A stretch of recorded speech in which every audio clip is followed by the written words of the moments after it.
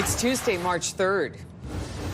Travel advisories in effect and other local impacts of the ongoing conflict in the Middle East. Algonquin College votes to suspend 30 programs as the college grapples with a financial crisis. These constant opportunities to wager and the real-time, emotional engagement involved in this can really increase impulsive decision-making. And an alarming trend in Ontario, a massive increase in young men seeking help for gambling addiction. Your Morning Ottawa starts right now.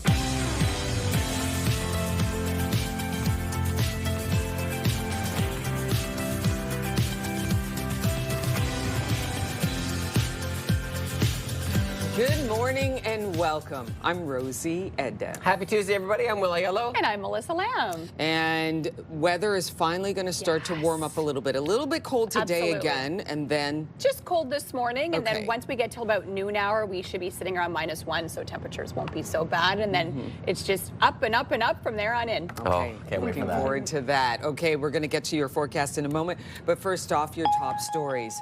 The war in the Middle East is rapidly expanding with new attacks and an explicit warning from Iran that it will set fire to any ship that enters a critical global transit point for oil. Foreign Affairs is urging you to avoid all travel to the countries in red and all non-essential travel to the ones marked in orange. Overall, there are more than 85,000 Canadians and permanent residents registered in the region. Iran's ambassador to the United Nations slammed the U.S. and Israel's attacks while defending his country's actions. There are no legal grounds that justify this attack. The so-called preemptive attack has no basis in international law. We are not attacking the interests of our neighboring countries. We are defending ourselves. U.S. President Donald Trump making his case for waging war with Iran, insisting this wasn't about regime change, arguing Iran was rebuilding its nuclear capabilities, saying its ballistic missiles and drones are an imminent threat to America. We thought we had a deal and they backed out. I said, you can't deal with these people. You got to do it the right way. The war in Iran is sending oil prices surging, and that is having an impact on gas prices in North America, including right here in Ottawa. But experts say the worst is yet to come. With prices that are seeing in Ottawa, $1.37, $1.38, look for those to increase to about $1.43, $1.44 by Wednesday, and likely $1.50 by the end of the week. The conflict is disrupting operations in the Strait of Hormuz, which is where 1/5 of the world's oil supply passes through. Algonquin College's Board of Governors has voted to suspend 30 programs as the college tries to cope with a financial crisis largely caused by plummeting international student enrollment. Here's a look at some of the programs the board voted to suspend: journalism, hospitality, business development and sales, manufacturing engineering technician, music, media and film foundations, paralegal, and 2 horticulture programs. Some of the impacted programs will still be offered at other Algonquin College campuses. Students currently enrolled will still be able to complete their studies, but no new students will be admitted to the impacted programs starting in the fall. Last year, Algonquin College cut 37 academic programs. It also put its Perth campus up for sale. Ottawa's Public School Board is also facing a financial crisis, projecting another multi-million-dollar deficit. A report for the board's audit committee meeting shows the OCDSB is looking at an $11.5 million deficit this school year, making it the 5th straight year that the board will be in the red. Staff say the deficit is partly due to declining enrollment for elementary schools. The province has appointed a supervisor to oversee the board due to the financial issues. A pedestrian is in hospital with serious injuries after being trapped underneath a bus in Centertown. It happened on Elgin Street near Gladstone yesterday afternoon. Paramedics say the woman's legs were trapped under the middle wheels of an articulated bus. Emergency crews managed to lift the bus and free her. She was taken to hospital in serious but stable condition. Her injuries are not considered life-threatening. OC Transpo says it is investigating how this happened. Canada's largest public sector union is calling on the government to stop its early retirement incentive for employees, alleging it circumvents collective agreements. No one knows what that means, how it's going to impact people. No one has seen any wording on it. And so, why are you creating something new that's going to impact them when in the collective agreement you have something that's clear and transparent that has been mutually agreed on by the employer and the union? So, that's really the issue here. The union has now filed an official complaint saying the program should be halted until specifics can be negotiated. The union says the government rushed the program and did not properly explain workforce adjustment rights. In December, approximately 68,000 early retirement notices were issued to federal public service workers. The Ontario government has released a plan to accelerate construction on the All Seasons Roads to the Ring of Fire 5 years ahead of schedule. We want to accelerate the roads up there because it doesn't just bring mining, it brings opportunities for their young people. Construction is set to begin in June, and under the new plan, the roads will begin to open in November of 2030, which is 5 years ahead of schedule. As part of the plan, the government also signed new economic partnerships with the area First Nations. The province estimates the Ring of Fire could create more than 70,000 jobs and add $22 billion to the province's economy over the next 3 decades.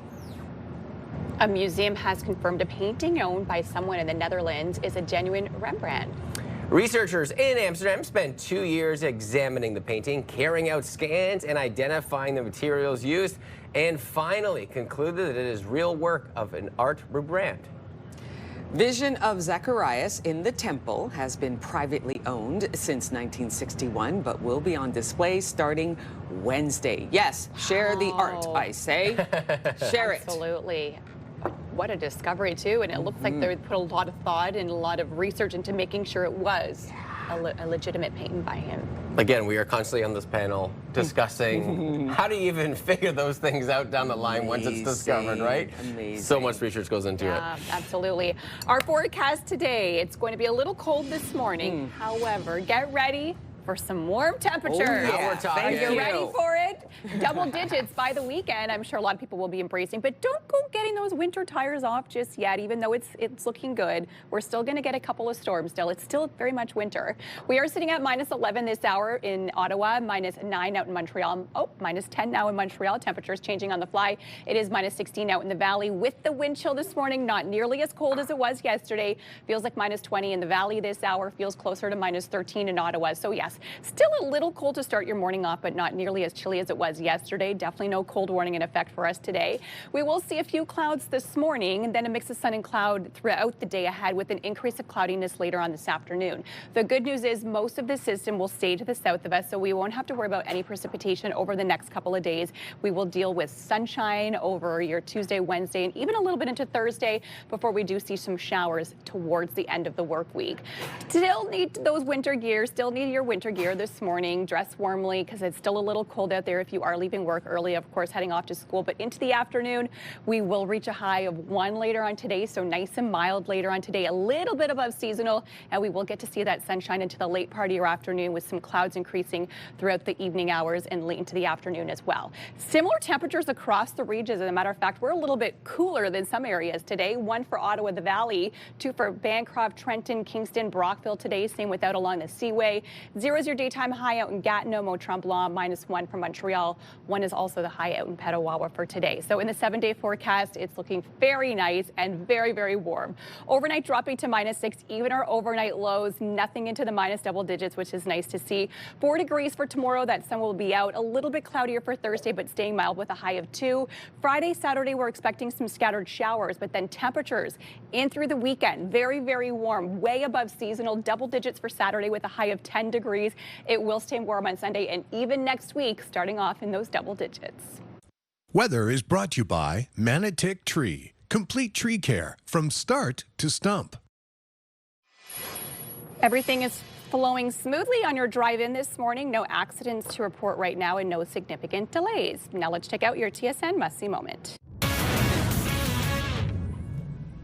Hello there, Jermaine Franklin with you inside the SportsCenter newsroom with your must-see moment from Monday. For that, we'll head to the pitch for this one. Action from La Liga, Real Madrid hosting Getafe. Martin Soriano with the outrageous volley goal, only a second league goal of the season.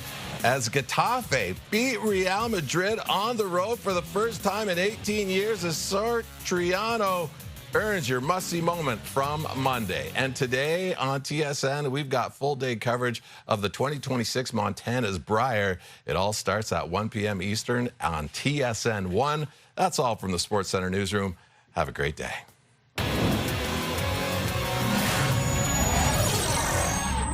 And still to come on Your Morning Ottawa, an alarming trend in Ontario.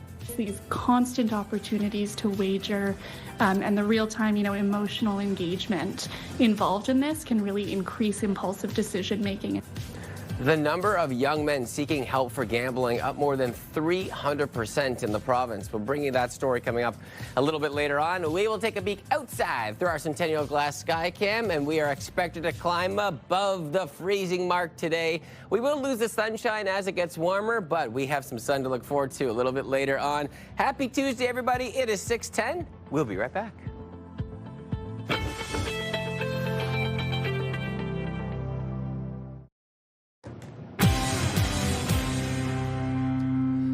Welcome back. Here are the big stories we are following today on Your Morning Ottawa. War is widening across the Middle East. Strikes are intensifying, the death toll is increasing, and Donald Trump says the war could last weeks. The fallout of the war is expected to have an effect at the pumps. Experts say prices are set to go up, and soon. 30 programs have been officially cut at Algonquin College. The Board of Governors says the cuts come as the school deals with a financial crisis. Now, a check on the forecast. If we can just get through this morning, we have warmth in our very near future. Minus 14 currently with some sunshine early on, but the clouds take over. But we have a little trade-off. Temperatures warm up above the freezing mark, and then that is the trend continuing throughout the rest of the week into the weekend. Melissa breaks it all down in the full forecast.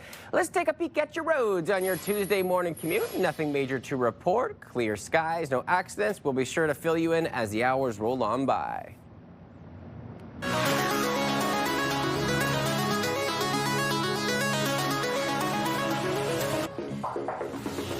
A new study shows a dramatic rise in the number of young men seeking help for problematic online gambling. This comes after Ontario expanded the online gaming market and legalized single-event sports betting. CTV's health reporter Pauline Chan has the details. We were interested in looking at changes in health harms as a result of the various policy changes that happened in Ontario. Researcher Ryan Forrest looked at the development of Ontario's online gambling formats from a single government-run website in 2015 to legalized single-event sports betting in 2021, and then becoming the only province in Canada to open a privatized market for gambling. There are now more than 80 gaming and betting sites, with $63 billion being wagered on these sites through 2.1 million accounts in 2024. Forrest says the introduction of in-play betting, which can be done even after a game has started, has been particularly harmful. It allows really rapid, continuous betting during sports events. And research suggests that these sort of fast betting cycles, these constant opportunities to wager, and the real-time, emotional engagement involved in this can really increase impulsive decision-making and make it harder for people to stop. And looking at the calls for help to the province-wide mental health service Connects Ontario shows young males are having significantly more problems than other groups. We saw that 350% increase in contacts specifically among young men. So almost all of the increase we saw is coming from this demographic of young men aged 15 to 44. The legal age for online gambling in Ontario is 19, and the impact can, in some cases, become life-threatening. At the individual level, it's financial distress, as you said, anxiety and depression, substance use problems, in severe cases, it can be increased risk of self-harm or suicide. Harms beyond the individual include relationship breakdowns, domestic violence, and more. Other provinces are going to be wanting to look closely at this. She says things like stronger limits on advertising, spending limits, and making sure treatment is available and accessible are all important considerations. Pauline Chan, CTV News. I wouldn't say I'm surprised at all about the increase, because even just over the last few years, you see it when you're watching any sort of sports. Yeah. Just alone, the amount of attention and sponsorships that goes alongside of what you're watching, the commercials, the bet parlays, everything that comes forward, it's just increased so dramatically over the years, which in turn now has many men seeking help because they get you in and then it's really hard to get out. You know, and this online gambling, it takes the fun and the entertainment value out of gambling, right? When I go to a casino every once in a while, I go, oh, pretty lights, oh, flashing lights, music, oh, this is fun, right? And you're with a friend. When you're just gambling like this, it can easily become obsessive because where's the fun, right? Where are your pals? You know, are you chatting with people, having a laugh, or are you just completely absorbed with, oh, I got to win. Oh, I didn't win, so let me go again. And you're in your own bubble. So I see how it can become so addictive. Absolutely. Yeah, definitely, and especially what they focused in on is the in-game betting. So the game starts, but then you can bet on the next play, the tackle, the next shot. So it's you know, it's $1 here, $2 there, and it adds up. But your brain just keeps going. So definitely a concerning trend. All right, switching gears, as the conflict widens in the Middle East, Prime Minister Mark Carney issued a statement expressing support for the U.S. in preventing Iran from obtaining a nuclear weapon. Let's check in with Bill Carroll from News Talk 580 CFRA to get his thoughts. Good morning to you, Bill. Morning. What a world we live in. I can no longer predict how leaders of parties will react in any given situation. You used to kind of understand what basic philosophies of parties would be. For example, if Jean Chrétien were in charge still as prime minister, the liberal prime minister, he would have said, the proof is the proof is the proof. Show me the weapons of mass destruction, and then maybe Canada will join the battle against Iraq. In the case with Iran, our prime minister seems to be all in. So we're not going to send troops there, although we do have some operating in the area. We don't get any details on that. But and he's already had at least one member of his own party say, we shouldn't be involved here. So I personally hope that this works out, this horrible situation. I hope it ends quickly, and I hope the people of Iran get a new leader and freedom and all of those things.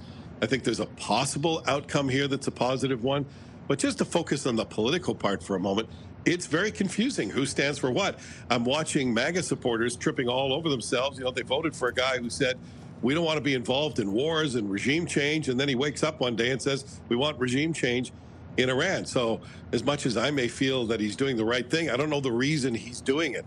And it's not in line with what he said he would do. So I think that's going to hurt some of his base as well. But that's the reality of the world we live in right now. It's a cult of personality.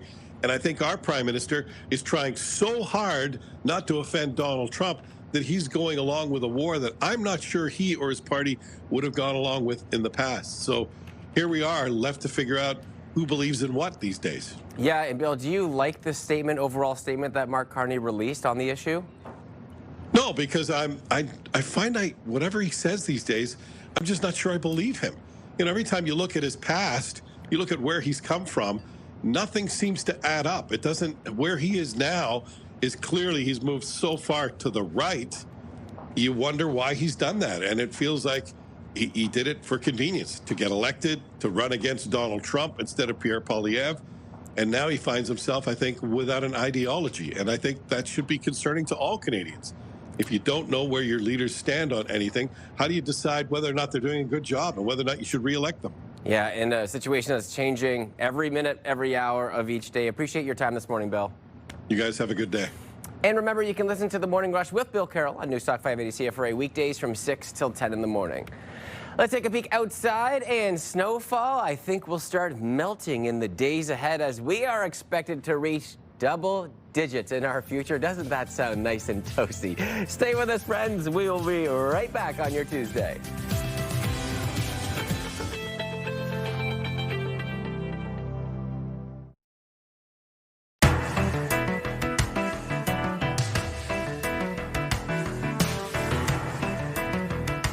Coming up in the 7 o'clock hour, we will tell you about a fundraising bringing amateur comedians to the stage, all to raise money for the Ottawa Cancer Foundation. So today on Your Morning Ottawa, we are asking for your comments on what is your best go-to joke? Let us know your thoughts. Email us at yourmorningottawa@ctv.ca. And we think this is going to go one of two ways. Yeah. We're either going to get an influx of jokes and comments, or no one's going to want to give up their jokes. Yeah, that's so true. All right, I have a couple of Oh, you got kid-friendly ones. Oh, that I okay. why can't the melons get married? Why? Because they can't elope. Oh, God. there they go. Okay. They can't. I need a little boom, boom, boom. That Do is the very kids kid-friendly. laugh? Yeah. Do the kids laugh? I love that. It's very. I have one that the kids always laugh, and I learned it from a very smart 6-year-old a few weeks ago at an event. I needed some time to fill, and I had a 6-year-old co-host, Daphne, who was just cracking up the crowd with these jokes, and so I'm stealing one of hers today. What is a really nice smelling poo? Oh, I've heard that one, so I don't want to mess it up. Go ahead. Shampoo. Shampoo. But kids love any sort of potty talk. Anything. So for that one, the kids go wild. Melissa, it's like you said poo. You said poo. Listen, I don't care what age. Poop is always funny, okay? Poop, yeah. All of the bodily fluids are always funny. Oh, man. So we'll be hearing from you a little bit later on the show. We are asking, what is your best go-to joke? Send us your comments at yourmorningottawa@ctv.ca, and we're going to be reading them in tone, so send it as you want it to be read. Ooh, I love it. Well, dreaming of an unforgettable adventure, indulge in the magic of Hong Kong. Enter for a chance to win a trip for two, courtesy of Hong Kong Tourism Board. The prize includes round-trip flights on Cathay Pacific 4 luxurious nights at the Park Lane, Hong Kong, $1,000 in spending money, and a 3-day pass granting access to over 20 amazing attractions. Explore vibrant markets and serene temples, indulge in the world-class cuisine, and take in the breathtaking views. Enter online at ctvottawa.ca, or you can scan that QR code you see on your screen as well to enter, and good luck. We'll be right back.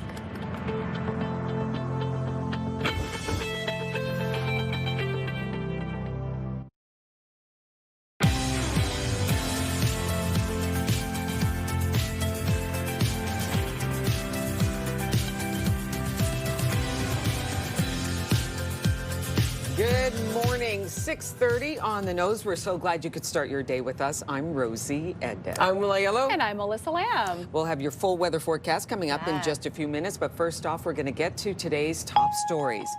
The fourth day of conflict in the Middle East has opened with more strikes across the region.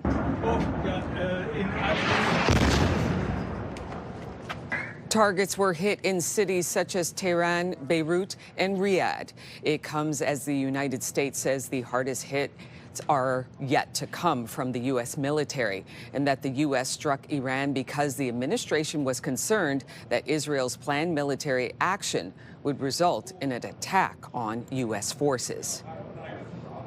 Iran has now shut down the Strait of Hormuz, threatening to attack any ship that tries to pass. That means global oil and gas prices are expected to spike even higher. This is potentially the biggest shock for the oil market since 1990 when Iraq invaded Kuwait.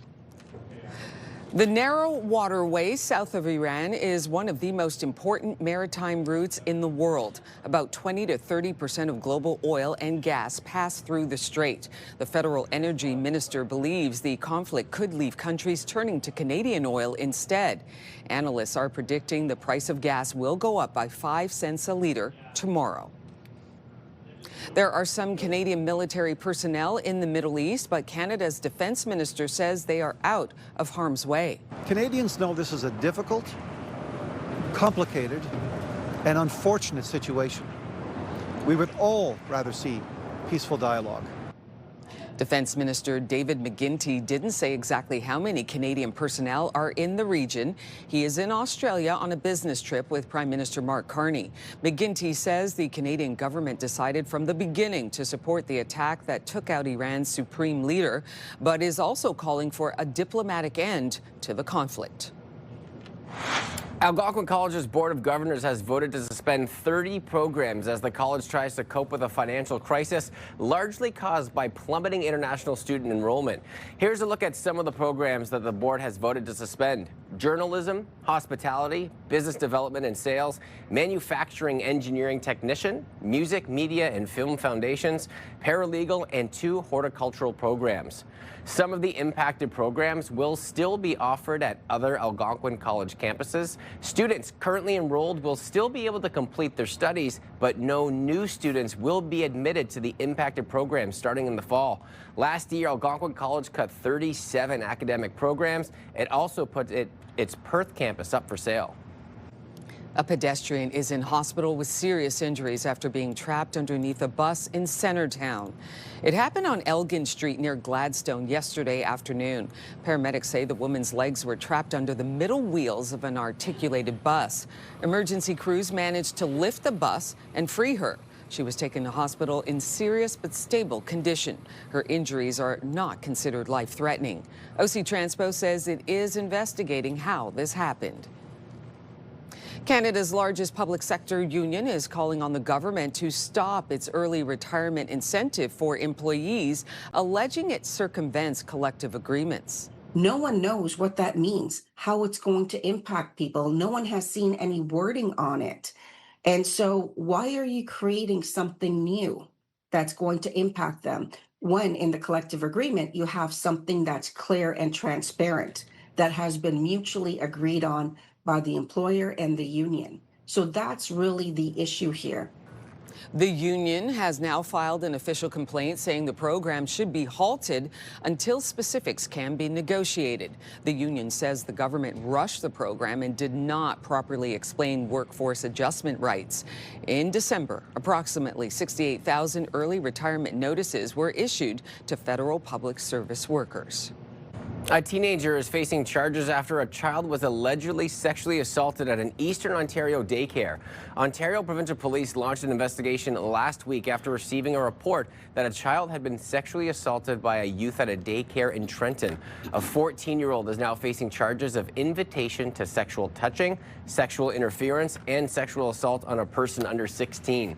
Police have not named the daycare. The accused cannot be identified under the Youth Criminal Justice Act. Prime Minister Mark Carney has arrived in Australia. Carney will meet with the Australian Prime Minister during his 3-day trip. Canada is looking to build ties on two fronts, a deeper economic connection and a defence and security. On Thursday, Carney will address the Australian Parliament. He will then leave for Tokyo, which will be his last stop. Most people in BC won't have to change their clocks anymore after Sunday. We all have that microwave or that oven or something that you got to manually plug in the time change. And we won't have to do that anymore. BC has announced a permanent change to daylight time.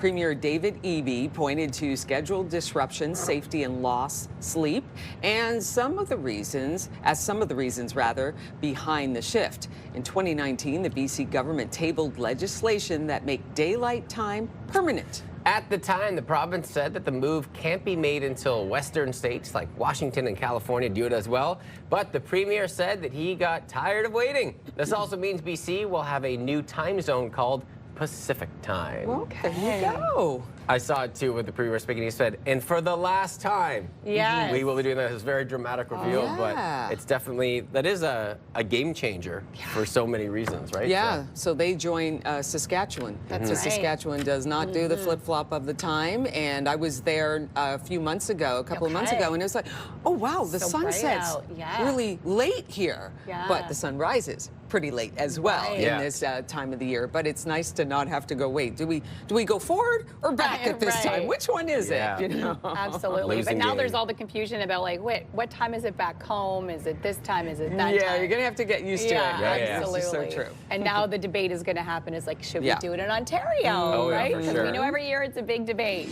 Our forecast today is going to be nice and mild, and we will see milder conditions over the next couple of days. So we do have a mild 7-day forecast for us. Yesterday was quite cold, but today is looking very warm, especially this afternoon.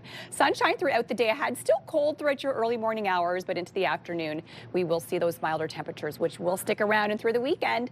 Minus 11 here this morning, and not much of a wind chill. Still feels closer to minus 13, so not a bad looking start to your morning. Slightly warmer this morning than it was yesterday at this hour. Feels like minus 19 out in the valley, minus 18 for Trenton, minus 12 currently out in Kingston. Still some clouds to start off your day. We will see a mix of sun and cloud, then mainly sunny conditions in through the late morning, early afternoon. And then as we head into the late part of your day, we're expecting an increase of cloudiness as well. So definitely lots of sunshine to be enjoyed throughout your Tuesday forecast. Precipitation, we're not going to see any. Most of these systems will either stay to the north of us or to the south of us.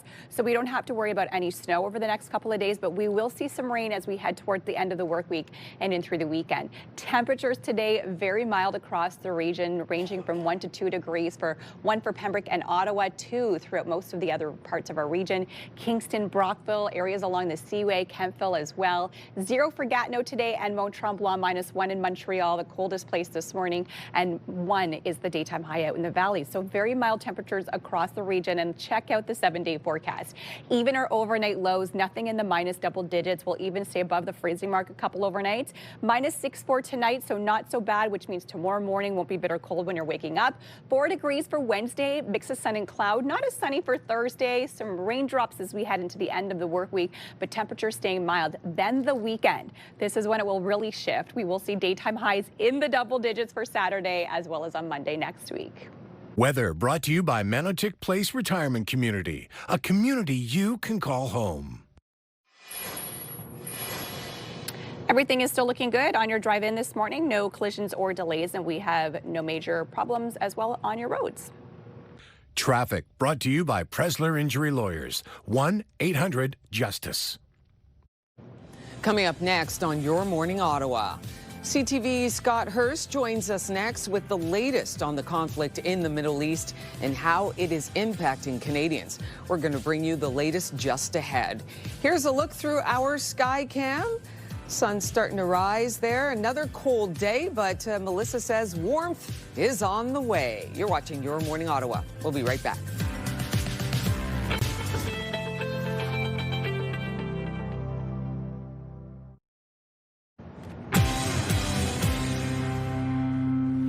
Welcome back, everybody. Here's some of the big stories that we're following today on Your Morning Ottawa. War is widening across the Middle East. Strikes are intensifying, and the death toll is increasing. And Donald Trump says that the war could last weeks. 30 programs have been officially cut at Algonquin College. The Board of Governors say the cuts come as the school deals with a financial crisis. A pedestrian is in serious but stable condition after being trapped underneath a bus in Centertown yesterday. OC Transpo is looking into what happened. All right, Melissa, I am really enjoying those next 3 days you got there. Oh, yes. We have a couple of mild days in the forecast for us, and it will stay mild right through until next week. This morning, not so warm out there. We're feeling like -13 right now this hour, but 1 is the high this afternoon. A bit of a cloudier day with some sunshine. Mix of sun and cloud as we head into tomorrow, staying mild with a high of 4. 2 degrees on Thursday, cloudier conditions. Even the overnight lows, not so bad. Nothing into the minus double digits. On your drive in right now, no major issues to report. Traffic is still smooth sailing east to west, and we are collision free. Today marks the 4th day since the U.S. and Israel launched attacks on Iran. CTV News correspondent Scott Hurst joins us this morning with the latest on what's happening with the war and what Canadians are experiencing. Good morning to you, Scott. So, Scott, Global Affairs is urging Canadians to avoid all travel to 10 countries amid the widening conflict in the Middle East. What is the latest? Good morning, Rosie. First, a latest in what we're seeing in the ongoing escalation and a warning from the U.S. president of bigger strikes to come as the U.S. and Israel continue to target Iran. More explosions in Tehran through the night and into Tuesday as the U.S. and Israel keep up their joint bombing campaign, with Israel as well conducting simultaneous strikes in Iran and Beirut. Hundreds are reported dead throughout Iran, while dozens of casualties have also been recorded in Israel, Lebanon, and other countries in the region. This as Tehran and its Iran-backed militias have hit back against Israel, neighboring Gulf states, and also targeted oil and gas production in the region, and also threatening to upend important shipping channels through the region. Iran has also reportedly struck the U.S. Embassy in Saudi Arabia with a drone. According to the Saudi Defense Ministry, it caused a limited fire and minor damage, however. Now, this new escalation is having a destabilizing effect on the wider region, the strikes and counter-strikes, and that has the Canadian government urging citizens in the region to be extra vigilant. Global Affairs has urged Canadians to avoid travel to up to 10 countries in the region and also register with the Canadian government. Here's more from one Canadian traveler caught up in all the uncertainty. We were scheduled to leave Dubai yesterday.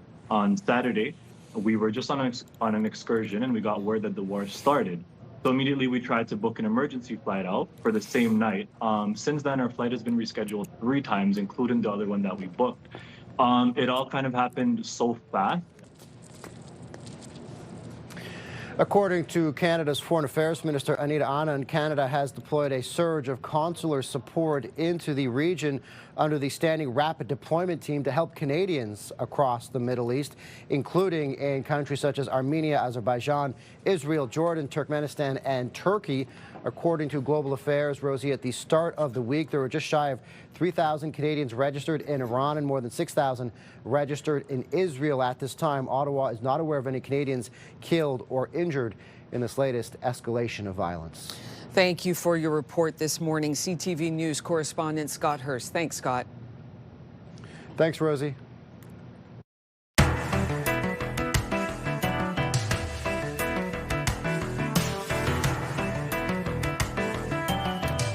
On Your Morning Ottawa, we asked for your comments on what is your best go-to joke, and we got a couple of them. What do you think, Missy? I'm excited. Johnny says, did I tell you I have developed a fear of escalators? I'm starting to take steps to try to avoid them. Thank you, Johnny. Love that. There you Love go. Jessica says, every time we cross train tracks, my husband loves saying, hey, a train just went through. Our son responds, how do you know? My husband says, because it left its tracks. Oh. There you go. There it is. There you go. Love Hey, it. Jessica, thank you for sharing that. Okay, I have one. Do we have time for one? Let's do Okay, what did the big tomato say to the baby tomato when he stepped on it? I don't know. What did he say? Catch up. Oh, cute. That's a good one. I've also never heard that one. I like that one. That's a cute one. There you go. Very cute. I You like have it. any for us, Will? Yeah, I gave one yesterday, and I said, what did the red light say to the green light? Don't look, I'm changing. That's my classic go-to like dad it. one. Too much fun. That's a There you good go. Why don't we keep the conversation going? Yeah, Yeah. let's do Right? it. Yeah, we're asking, what is your best go-to joke? Send us your comments at yourmorningottawa@ctv.ca. Coming up on Your Morning Ottawa, March is Irish Heritage Month, and we are joined by the Irish Ambassador to Canada coming up in the 7 o'clock hour. Here's a live look at our Skycam on George Street. Isn't it nice to see the sun up bright and early before 7 o'clock? I just love it so much. Still feels a little cold out there. It feels like minus 13. Good morning, Ottawa. It is 6:48.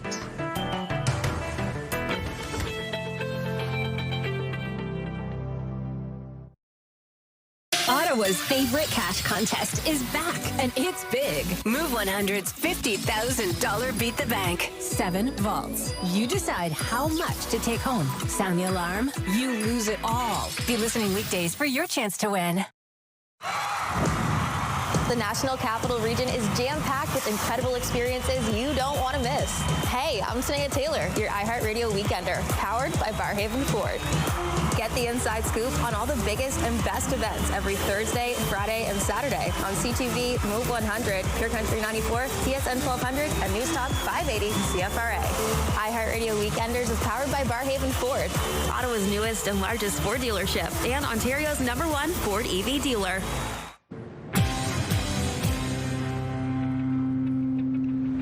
And it is time now for your morning fix, and a record crowd packed into Mexico City's main square for a free concert from music superstar Shakira.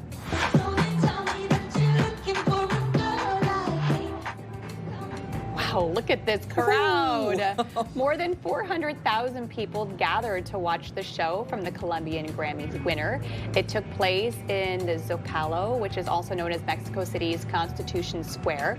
That was nearly double the around 200,000 fans who came to the same square for her show in 2007, which also was a record breaker at the time. And the singer thanked fans who camped out to attend. Shakira remains one of the top-selling female artists in Mexico. Look at this crowd! And like setting the record in 2007 with 200 and doubling it, right? 2026. You think of some of the biggest stadiums in the world, and we're talking like 50, 60, Yeah. 70,000 people. That's humongous. 400,000. Half a million people. Oh, and look at all the phones. No way anyone had service. There's not a chance those videos are going out till later. Oh my gosh. Look at her, those hips. Oh, don't lie. Still years later, they don't lie. Absolutely. So incredible. Love to see it. Well, one of the world's biggest music groups is back with new music after more than 3 years. I'm in control.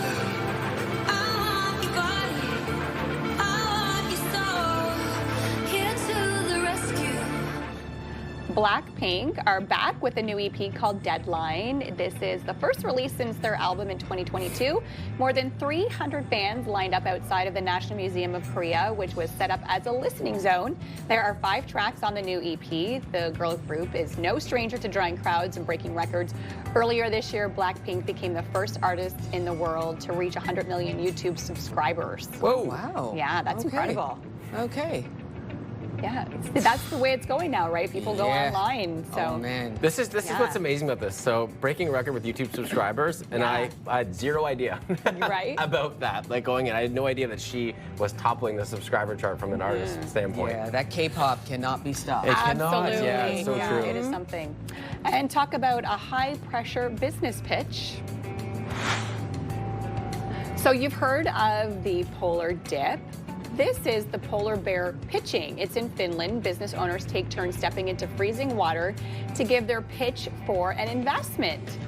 This was the 10th year of the competition. The top prize of 10,000 euros went to a startup called Iconic Wind.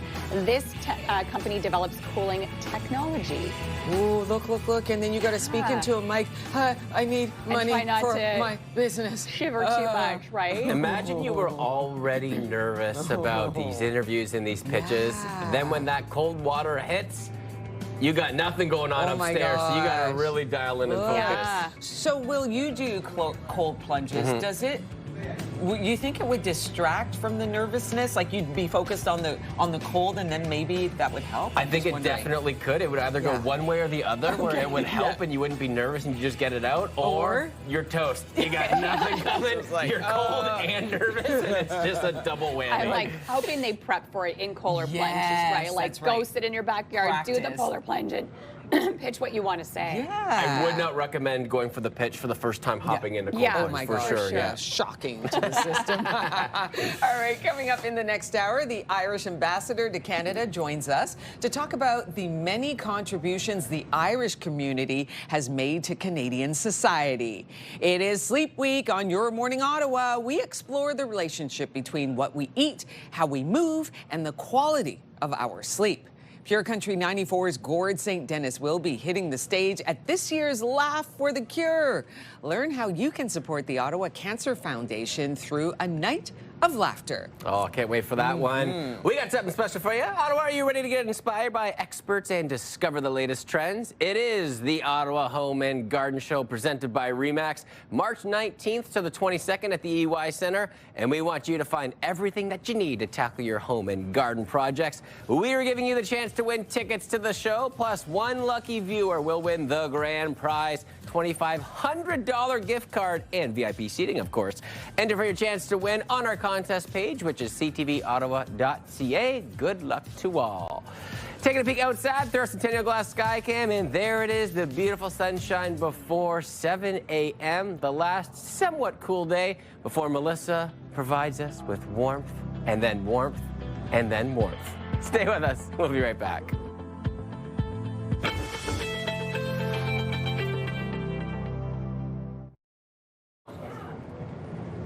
It's Tuesday, March 3rd. Travel advisories in effect and other local impacts of the ongoing conflict in the Middle East. Algonquin College votes to suspend 30 programs as the college grapples with a financial crisis.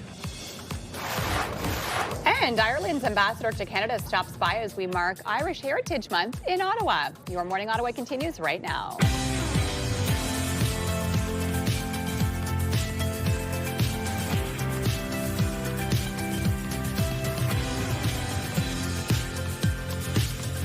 Good morning. Thanks so much for joining us. I'm Rosie Ed. I'm Will Aiello. And I'm Melissa Lamb. And a much milder day in the forecast for us. Still a little chilly out there this morning, but this afternoon is looking fabulous.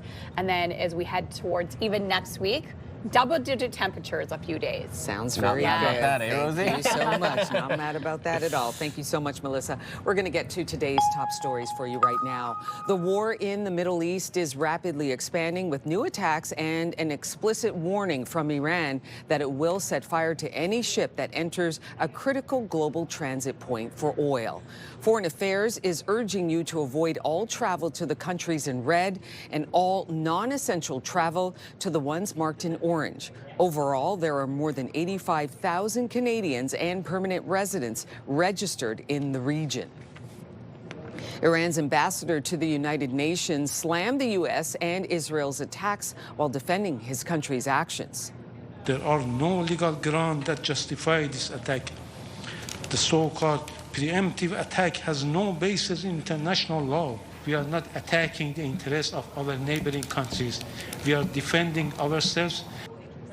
U.S. President Donald Trump making his case for waging war with Iran, insisting this wasn't about regime change, arguing Iran was rebuilding its nuclear capabilities, saying its ballistic missiles and drones are an imminent threat to America. We thought we had a deal, and they backed out. I said, you can't deal with these people. You got to do it the right way. The war in Iran is sending oil prices surging, and that is having an impact on gas prices in North America, including right here in Ottawa. But experts say the worst is yet to come. With prices that you're seeing in Ottawa, $1.37, $1.38, look for those to increase to about $1.43, $1.44 by Wednesday, and likely $1.50 by the end of the week. The conflict is disrupting operations in the Strait of Hormuz, which is where 1/5 of the world's oil supply passes through. Algonquin College's Board of Governors has voted to suspend 30 programs as the college tries to cope with the financial crisis, largely caused by plummeting international student enrollment. Here's a look at some of the programs that the board voted to suspend: journalism, hospitality, business development and sales, manufacturing engineering technician, music, media and film foundations, paralegal, and 2 horticultural programs. Some of the impacted programs will still be offered at other Algonquin College campuses. Students currently enrolled will still be able to complete their studies, but no new students will be admitted to the impacted program starting in the fall. Last year, Algonquin College cut 37 academic programs and also put its Perth campus up for sale. Ottawa's Public School Board is also facing a financial crisis, projecting another multi-million-dollar deficit. A report for the board's audit committee meeting shows the OCDSB is looking at an $11.5 million deficit this school year, making it the 5th straight year the board will be in the red. Staff say the deficit is partly due to declining enrollment for elementary schools. The province has appointed a supervisor to oversee the board due to the financial issues. A pedestrian is in hospital with serious injuries after being trapped underneath a bus in Centertown. It happened on Elgin Street near Gladstone yesterday afternoon. Paramedics say the woman's legs were trapped under the middle wheels of an articulated bus. Emergency crews managed to lift the bus and free her. She was taken to hospital in serious but stable condition. Her injuries are not considered life-threatening. OC Transpo says it is investigating how this happened. The Ottawa Police Service says that it will not be participating in the federal government's gun buyback program.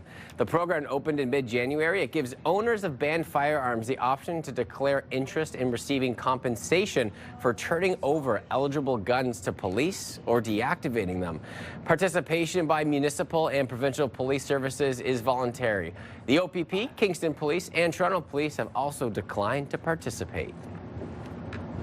Fans of the comedy series Jury Duty, pay attention. Hello, my name's Anthony Norman. I'm here at... Sorry. You can do it again. Okay. Rocking Grandmama, sorry. This is my first day here. Jury Duty Company Retreat is a follow-up to 2023's Jury Duty. The Emmy-nominated first season followed a juror who was unaware the trial he was sequestered for was a hoax and that he was surrounded by actors. This time, the subject is Anthony Norman, who thinks he's away on retreat in his new workplace. It starts streaming on March 20th. Oh. I love these kinds of shows.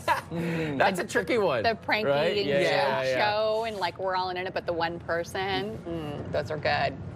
We also have your weather picture of the day today, and this was sent to us from the Grants, our whitewater neighbors. Look at this. Just some friends hanging out. Absolutely. Weather picture brought to you by Box Me Up. Moving, staging, renovating, just box me up. And of course, we love seeing your weather pictures as well, and you can be featured right here on the show. The best way to send them in is email weathershots@ctv.ca. Again, that email address is weathershots@ctv.ca. Temperatures will be above seasonal today. Normal is around -1 degree. We'll be a bit above that into the afternoon, and the sun setting closer to 6 p.m. at 5:52 p.m. later on this afternoon. So a nice long sunny day in the forecast for us. Not too cold as well. It is a little chilly out there this morning. We are sitting at -11. Factor in that wind chill this hour. It does feel closer to -13, but hey, it's looking really mild this afternoon. And this is kind of the last cold morning we will see for quite some time. Temperatures, even in the overnight over the next few days, very, very mild. A little bit cloudy out there this morning, but still seeing some sunshine if you are just waking up. A mix of sun and cloud this morning. Mainly sunny throughout the late morning, early afternoon, and then we will start to see an increase of cloudiness late this evening as well. You saw some precipitation. Most of it will stay to the north of us or to the south of us. So we're going to kind of stay clear over the next few days. We will see lots of sunshine today, tomorrow, before it gets a little bit cloudier towards the end of the work week. If you are heading out to school today, your daytime high for your school day forecast is 1. Lots of sunshine. Look at that sun shining into the afternoon, and very similar temperatures throughout the region. 2 degrees for Bancroft, Kemptville, Brockville, Kingston, as well as in Trenton, Cornwall. 1 for us here in Ottawa, as well as in the Valley. For today, 0 is your daytime high for Mont-Tremblant, as well as over in Gatineau. So over the next couple of days, we will see very mild temperatures, double-digit temperatures. Overnight lows, nothing in the minus double digits over the next 7 days. -6 is the low for tonight. Sunshine tomorrow, a high of 4 degrees, so not even cold in the early morning hours. 2 as we head into Thursday. Then towards the end of the work weekend, we are expecting some scattered showers Friday in through Saturday. Then some double-digit weather on the way, 10 degrees for Saturday, staying warm in through the weekend, and next week starting off with a high of 11. 7-day weather forecast brought to you by Davidson Hearing Aid Centers, celebrating over 80 years in family business. We do have a collision early this morning. It's at the corner of Island Park Drive and the Kitchissippi-Meekin-Zegan Parkway. It is causing some delays. Eastbound 417 also seeing slowdowns between Holly Acres and Pinecrest. The eastbound 174 is seeing slowdowns beginning at Orleans Boulevard. Well, March is Irish Heritage Month, and it's time to celebrate the Irish-Canadian community and their vast contributions to Canadian culture and life. We are very lucky this morning. We are joined by the Ireland's ambassador to Canada, John Concannon. Good morning to you. Good morning, Will. It's so great having you here. I love talking about the impact that the Irish culture has had right here on Canada. Can we dive into that? Well, it's great to be here. Thank you very much for inviting me. And also because we've just kicked off Irish Heritage Month here in Canada. The government of Canada, just a couple of years ago with James Maloney, the MP, said, March is going to be such an important month for Irish in Canada. It's now officially Irish Heritage Month. The Irish have had a massive impact in Canada, but the truth is Canada has been a real beacon of light for Ireland for centuries. Irish people have been coming here in waves for hundreds and hundreds of years, and in fact coming here to Ottawa and have had a massive impact. In fact, the first Irish that came to Ottawa used to stay right here in Bowtown Market, and this is where they started because they were the people who built the Rideau Canal and started the whole story of the Irish here. It's been a wonderfully positive story of Irish people coming here for generations, finding a new life, finding a better life, and it's just a great, great country and a great partnership between our two countries for many years. This is why I feel like it's so important to have these conversations, because there's so much history there that is fascinating that we need to make sure that we're reminded of. You touched on it a little bit, here in the Byward Market. What are some other connections when you think specifically from the Irish community to right here in the capital? Well, you think of in 1965, the first time in history, on the Peace Tower just up the road there in Parliament, the beautiful Canadian flag was flown. That flag was designed by Irish Canadians. And of course, then you walk down the road and you see, okay, with Darcy McGee's, that great Irish pub that's named after a man called Darcy McGee. And Darcy McGee was an Irish Canadian who came over here and is regarded as the godfather of Confederation in terms of Canada coming together. And right across the city, there's examples of Irish impact here. Right now, Will, there's 21 Irish organizations in Ottawa. And everybody listening today, it's a big hello and a happy Irish Heritage Month, happy St. Patrick's Day. We have the Irish Society, we have the Irish the music groups, Cultus groups, business groups, sporting groups, and of course, they're all leading to one big day, which is on Saturday. Because on Saturday, for the first time since before COVID, St. Patrick's Day is back. St. Patrick's Parade is back in Ottawa. At 12 o'clock, everyone's meeting at the Supreme Court, walking through the streets of Ottawa. It's going to be epic. Everyone's invited. I think you said it perfectly. Epic is the perfect word to describe what it's going to be like. What does that mean to you to have an event like that back that celebrates the heritage? Oh, it means so much. Because, in Canada, 15% of people identify as Irish heritage. In Ottawa, it's much more because there's a deep, deep connection here. And people have been coming for many years to Canada. But there's one year in particular, Will, just to highlight to you, which was 1847. 1847 was a year, sadly, Ireland suffered a famine. Hundreds and thousands of Irish refugees came across the Atlantic. Some of them, many came into Gros Isle in Quebec and then down into Montreal, and many arrived here into Ottawa. And when people arrived on the shores of Canada into Montreal and Ottawa, Toronto, desperate and really in need of help, Canada was there for us. People gave us great shelter and gave us a chance to get going again. So the Irish government and the government of Canada, the Prime Minister, our Irish-Canadian Prime Minister Mark Carney and our Taoiseach decided this is so important that 180 years later is 2027. So we have a major initiative that we're working on for 2027 called Canada Ireland 180, which is going to celebrate everything that's great about the relationship between Ireland and Canada.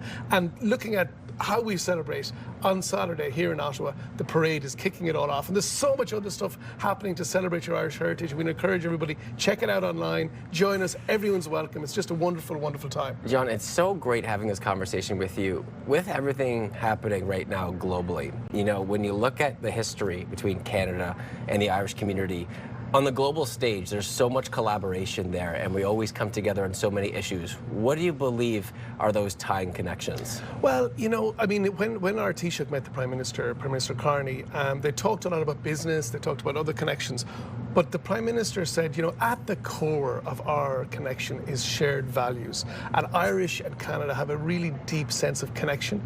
And for us in Ireland, we say, you know, Ireland's going really well at the moment. We're Canada's 10th biggest investor. We're doing lots of business together. But when we were really stuck and when we were on our lowest point, Canada was there for us. And we will never forget that.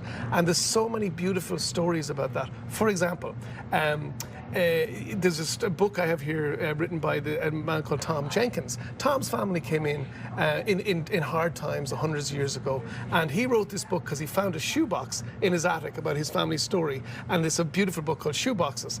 And the interesting thing about Tom and this lovely story, and people can find it, and in fact, I was saying, Will, if people join us and follow us on social media today, we're going to give 10 books away on the Instagram. But Tom and his family is a great example because he came in very, very desperate times. But he now is the next generation, and he went on to found OpenText, the most successful technology company in Canadian history.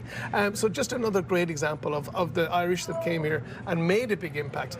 Mark Carney's grandparents came in 1925 from Westport, and we have the records from the Halifax Museum. Wow. They came in and it said, Tom Carney, July 1925, possessions, £5. And to think his grandson is now the Prime Minister of Canada. This has been a wonderful, welcoming country for the Irish for many generations and many more generations to come. It's so amazing. We really appreciate your time today, and I'd be lying if I said that I didn't rep this green tie for you today as well. Really appreciate your time today, John. Brilliant, Will. Thank you so much. All right, coming up a little bit later on Your Morning Ottawa, we explore the relationship between what we eat, how we move, and the quality of our sleep. Our guest is standing by nice and cozy in the Your Morning Ottawa Lazy Boy Lounge. We'll be chatting with them shortly. We'll take a peek outside through our Centennial Glass sky cam. The sun is shining, temperatures a little cool, but it is only warmer from here on out. Stay with us. We'll be right back.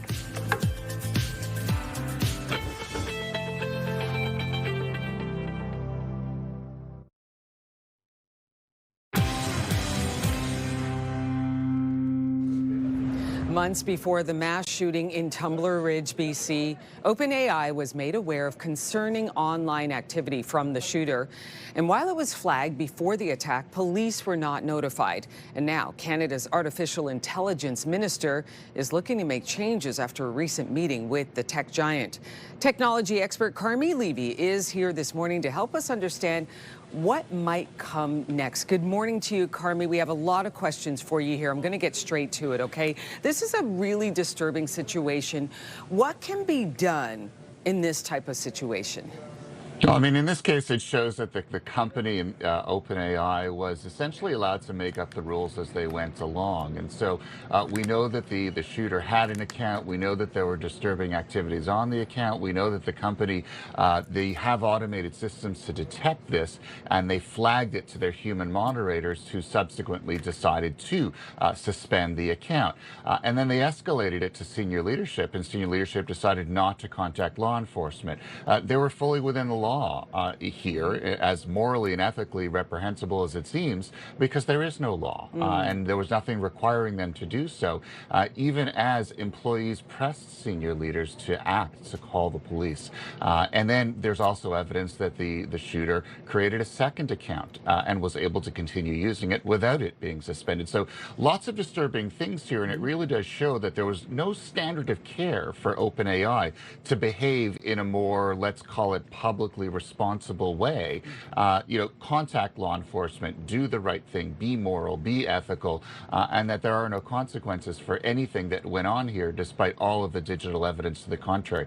That's what's disturbing here, is you have people using platforms that are essentially flags to significant violence, significant crime, and the technology companies that allow all of this to happen are not being held accountable.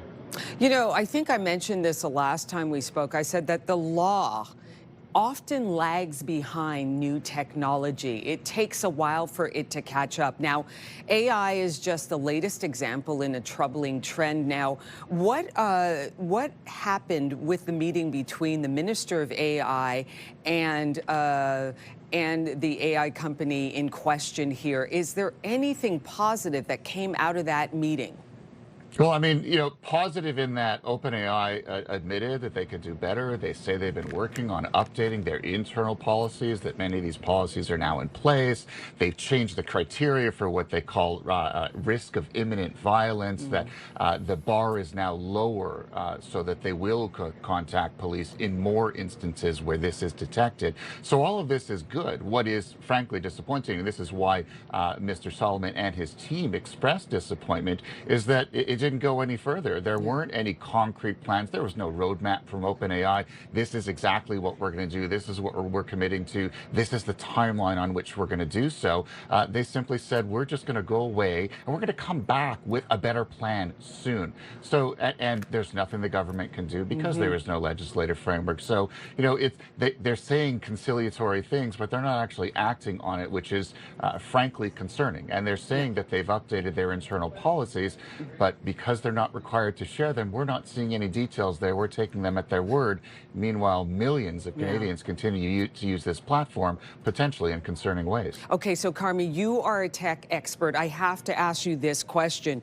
What, in your mind, could be a solution to this problem? How do you think that AI and these companies could jump in, flag this issue, and make the public, make the government aware so that we don't see another tragedy such as the one that we saw in BC?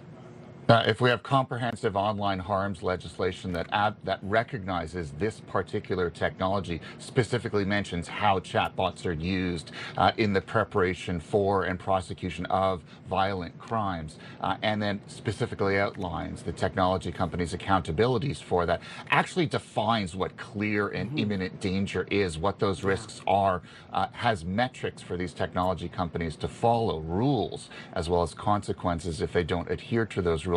That would go a long way toward protecting Canadians. We know that the online harms bill is currently in the process of being drafted and potentially being reintroduced later this year.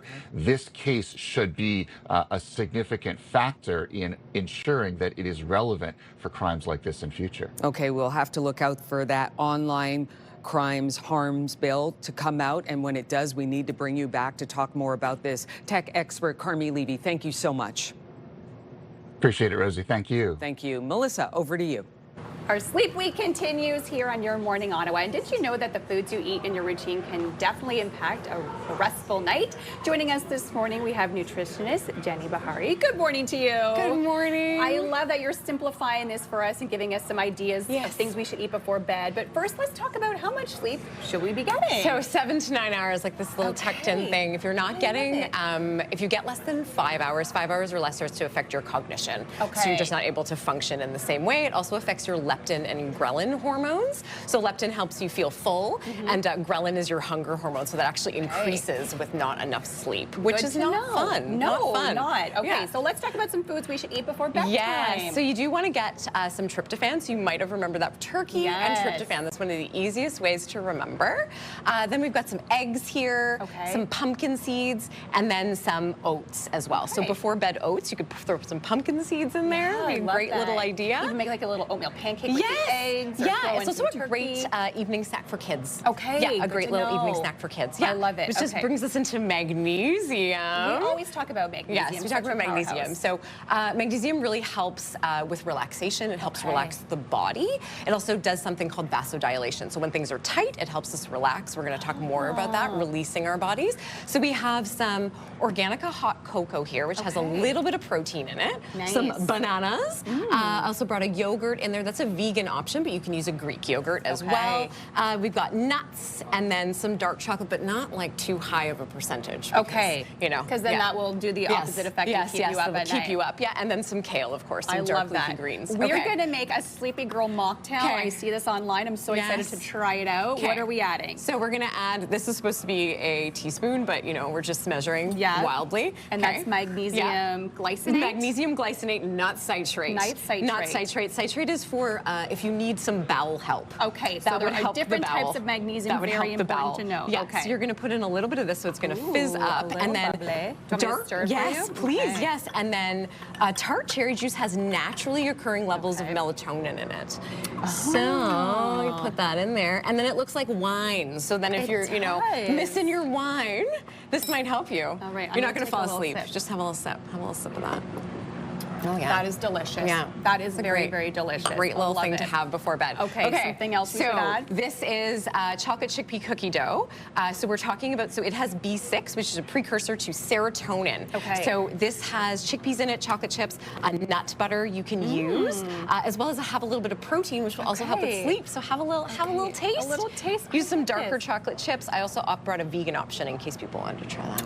That is so good. Yeah, a great bedtime Oh my snack. goodness. Yes. That Yes. does taste like I'm eating cookie dough. Yeah, and I that's love great. it. Okay, Foods to we're stay in the away from? nose. We're in the Okay, nose. Okay. Do not do this so before we've bed. got coffee here, like you don't want to Obviously, have that. So it has a half-life of 6 hours. So I would say 2:30 p.m. If you can cut out the that off, caffeine. that would be great.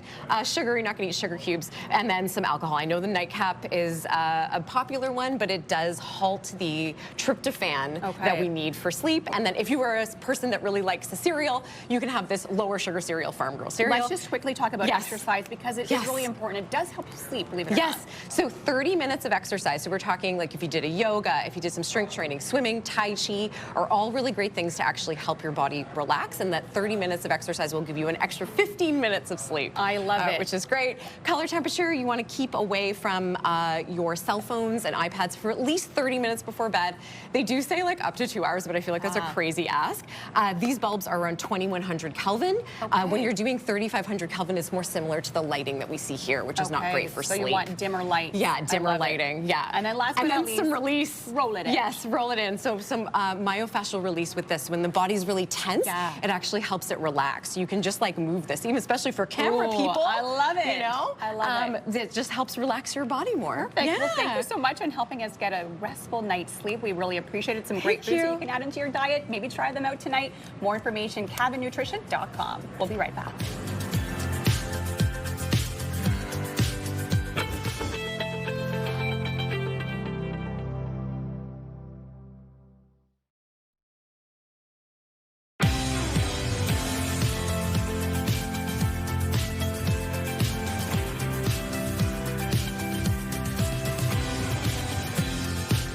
Good morning. And how's your morning going so far? I'm Rosie Edda. Happy Tuesday, everybody. I'm Willie Yellow. And I'm Melissa Lamb, and we have a nice mild week in the forecast for us, and I'll give you those details in a few minutes. Thank you very much for that. We're going to get to our top stories to start off. The fourth day of conflict in the Middle East has opened with more strikes across the region.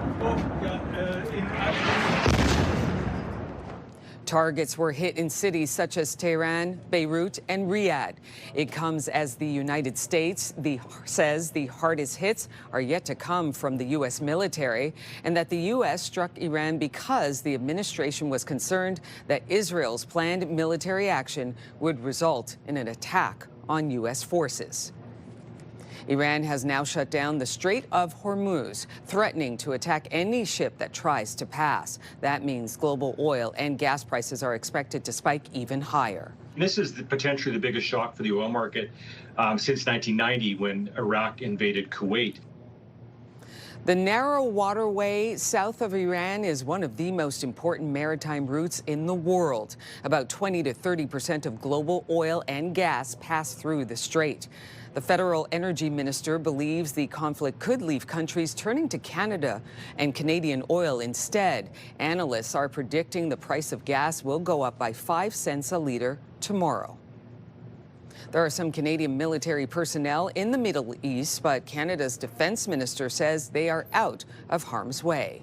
Canadians know this is a difficult, complicated, and unfortunate situation. We would all rather see peaceful dialogue. Defense Minister David McGuinty didn't say exactly how many Canadian personnel are in the region. He is in Australia on a business trip with Prime Minister Mark Carney. McGuinty says the Canadian government decided from the beginning to support the attack that took out Iran's supreme leader, but it also is calling for a diplomatic end to the conflict. Algonquin College's Board of Governors has voted to suspend 30 programs as the college tries to cope with the financial crisis largely caused by plummeting international student enrollment. Here's a look at some of those programs that have been suspended: journalism, hospitality, business development and sales, manufacturing engineering technician, music, media and film foundations, paralegal, and 2 horticultural programs.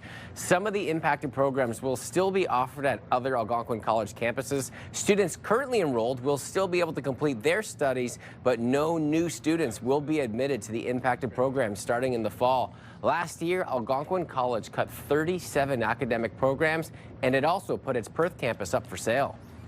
A pedestrian is in hospital with serious injuries after being trapped underneath a bus in Centertown. It happened on Elgin Street near Gladstone yesterday afternoon. Paramedics say the woman's legs were trapped under the middle wheels of an articulated bus. Emergency crews managed to lift the bus and free her. She was taken to hospital in serious but stable condition. Her injuries are not considered life-threatening. OC Transpo says it is investigating how this happened. We are now 100 days away from the start of the FIFA World Cup. The first game of the tournament will be played on June 11th in Mexico City.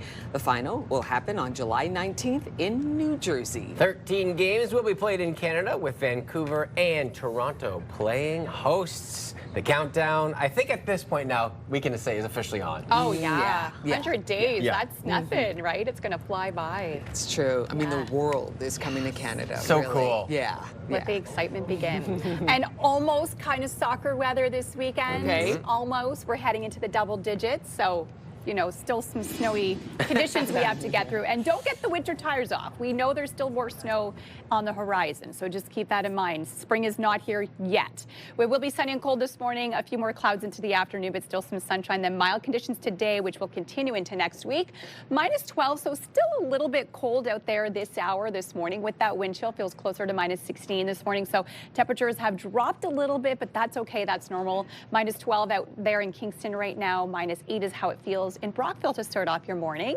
So it is a little bit cloudy, but still seeing some sunshine to start off your day. We will kind of see a mix of sun and cloud throughout most of the day. The systems we're seeing on our satellite radar screen, it will actually stay to the south of us and to the north of us. So we don't have to worry about snow over the next few days, but we could see some rain as we head towards the end of the work week and in through the weekend. For your recess forecast today, kids, still slightly colder this morning. Temperatures hovering around -7, -4, but we will see that sunshine. Then by this afternoon, we'll reach that daytime high around 1 p.m. p.m., which is 1 degree. So very mild for your recess forecast today. A great day to get outside, and mild temperatures across the region. It's not just us here in Ottawa. The Valley sitting at 1 for today, slightly warmer Bancroft, Trenton, Kingston. Brockville area sitting at 2 degrees into the afternoon, 0 for Gatineau, 1 over in Kittigan, ZB. And the warm weather sticking around and through the weekend. -6 is the overnight low, so even our overnight lows, nothing in those minus double digits. 4 degrees for tomorrow, lots of sunshine on the way for your Wednesday. A little bit cloudier Thursday, then we could see some rain Friday and through Saturday, but hey, look at Saturday, a high of 10 degrees to start off your weekend. You know, it is amazing at this time of the year where you look at 10 degrees and you think, I can't believe how warm that's going to get. Melissa, we thank you for the warmth in our very near future. Let's take a look at the roads on your Tuesday morning commute. Eastbound 417 starting to see some slowdowns between Holly Acres and Pinecrest. Of course, we're at that time of the day. And the eastbound 174 seeing slowdowns beginning at Orleans Boulevard. With that forecast that you see, though, precipitation unlikely over the next couple of days, so the road conditions should be in great shape. Always leave yourself a little extra time during this time as we cruise up to 7:40. We will continue to see those slowdowns. If any accidents or collisions are reported throughout the next couple of hours, we will be sure to pass it along. Traffic brought to you by Presler Injury Lawyers. 1-800-JUSTICE. Laugh for the Cure returns March 26th in support of the Ottawa Cancer Foundation, and our very own Gord St. Dennis from Pure Country 94 will be taking the stage at this year's event. And here to share all the details, we have Tricia Ross, Director of Events and Community Engagement from the Ottawa Cancer Foundation. We also have Jenny Chen, CEO of Catalyst Consulting, and one of the events featuring leaders that will be braving the stage. Good morning to you both. Good morning. Okay, Tricia, we'll start with you. Give us the details on Laugh for the Cure.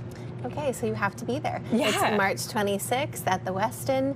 We're really looking forward to hosting Laugh for the Cure again. This is year number 4. So we're excited to have our pros and Joes and people like Jenny stepping up to raise funds for us, but really focusing on, building that momentum today and throughout the next month. And, that theme of joy that the event is built on. Yeah. And Jenny, tell us about your personal connection and why you wanted to do this. Yeah, so I was really grateful when Trish asked me because my husband was diagnosed with stage 4 cancer in 2020, and it was a really personal journey for us to go through. So during that time, joy and laughter really got us through some of those harder moments. And so what a better, I couldn't think of a better way to raise awareness for everything the Ottawa Cancer Foundation does than participate in this. And funds as well. You've already raised $20,000. Can you tell us about that? We hit $22,000 last night. I had a friend donate from Toronto, and it's just I'm just so grateful. The Ottawa community, but also our community that we've built over the last couple of decades has been extraordinary. We got donations from all over North America, from Madrid, and so I'm so grateful for the friends and family that have been supporting us on this journey. And tell us why events like this are important to the Ottawa Cancer Foundation. Well, certainly the fundraising aspect is really important. In order to be able to run our free programs and services, we need to have the funds to do that. But equally as important is the community engagement aspect. We know that in that audience of 350 people, that someone will have been impacted by cancer and someone will be impacted tomorrow. Absolutely. And so we want people to know how to find us, what we do, how we can help, right? It's all about lifting our community and helping people who are struggling. And Jenny, how are you feeling about taking this stage and kind of, offering a little bit of comedic relief to the audience? At first I was really, really nervous, but I figured if my husband can go through chemo, then I can spend 5 minutes on stage, and I don't know, maybe there's a Netflix special in my near future, Trish? 100%. I think a lot of people look forward to this. Tell us about the Joes and Pros and kind of how this all works, because it's not just professional comedians, it's people like Jenny who will be taking the stage. Exactly. So Matt Jacques, who is our host and part of our committee for Laugh for the Cure, he and I recruit people throughout the year, based on their community network, based on their leadership, based on their potential to be funny. And then from there, they work with a coach. So we have 5 local comedians who train our 5 leaders. And they do that for a number of months ahead of time, and then they hit the stage on March 26th. Do you have a theme that you're going with, Jenny, or you're kind of just, do you have like an idea of what you're going to be talking about or jokes you're going to be? sharing with us? We joke about what we know, so I'm Okay. spending 5 minutes roasting my husband. That must be a little bit of fun, though, at the same time. How does he feel about the jokes? You know what? I think that during his journey, he felt like he was going through it alone, and just seeing this incredible community rally around his story, our story, Yeah. he's so incredibly grateful. Oh, that sounds amazing. And how can people get tickets to this amazing event? Yeah, ottawacancer.ca/Laugh for the Cure. And it's happening March 26th? Yep. March 26th. Well, thank you both so much for joining us today. We truly appreciate it. And people can fundraise as well, right? Absolutely. Donate to Jenny's page. Yeah. And where's your page, Jenny? Where can we find you? It's all over social media. If you go on Laugh for the Cure, there's 7 restaurants right now with Jenny menu items. Ooh. So please go from now until March 26th and support local also. Amazing. Incredible. Well, thank you both so much. And best of luck. I'm sure it's going to be a blast. Thank you. You're welcome. Rosie. Do you know of a great local business we should highlight as part of our Your Neighborhood feature? Send us an email at yourmorningottawa@ctv.ca. Coming up on Your Morning Ottawa, it's time for our Mortgage Minute with Frank Napolitano, who is standing by in the Your Morning Ottawa Lazy Boy Lounge. Here is a live look through our Centennial Glass Skycam. Gorgeous looking start to your day. Plenty of sunshine out there. It is Tuesday, 7:42. We'll be right back. Good morning, Ottawa.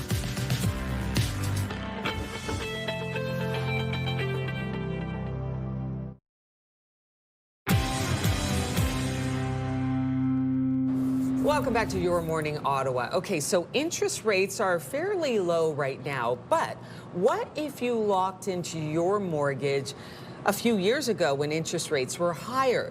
Is it worth it to break your existing mortgage in hopes of getting a lower interest rate? Well, we've got Frank Napolitano here from Mortgage Brokers Ottawa to talk about this.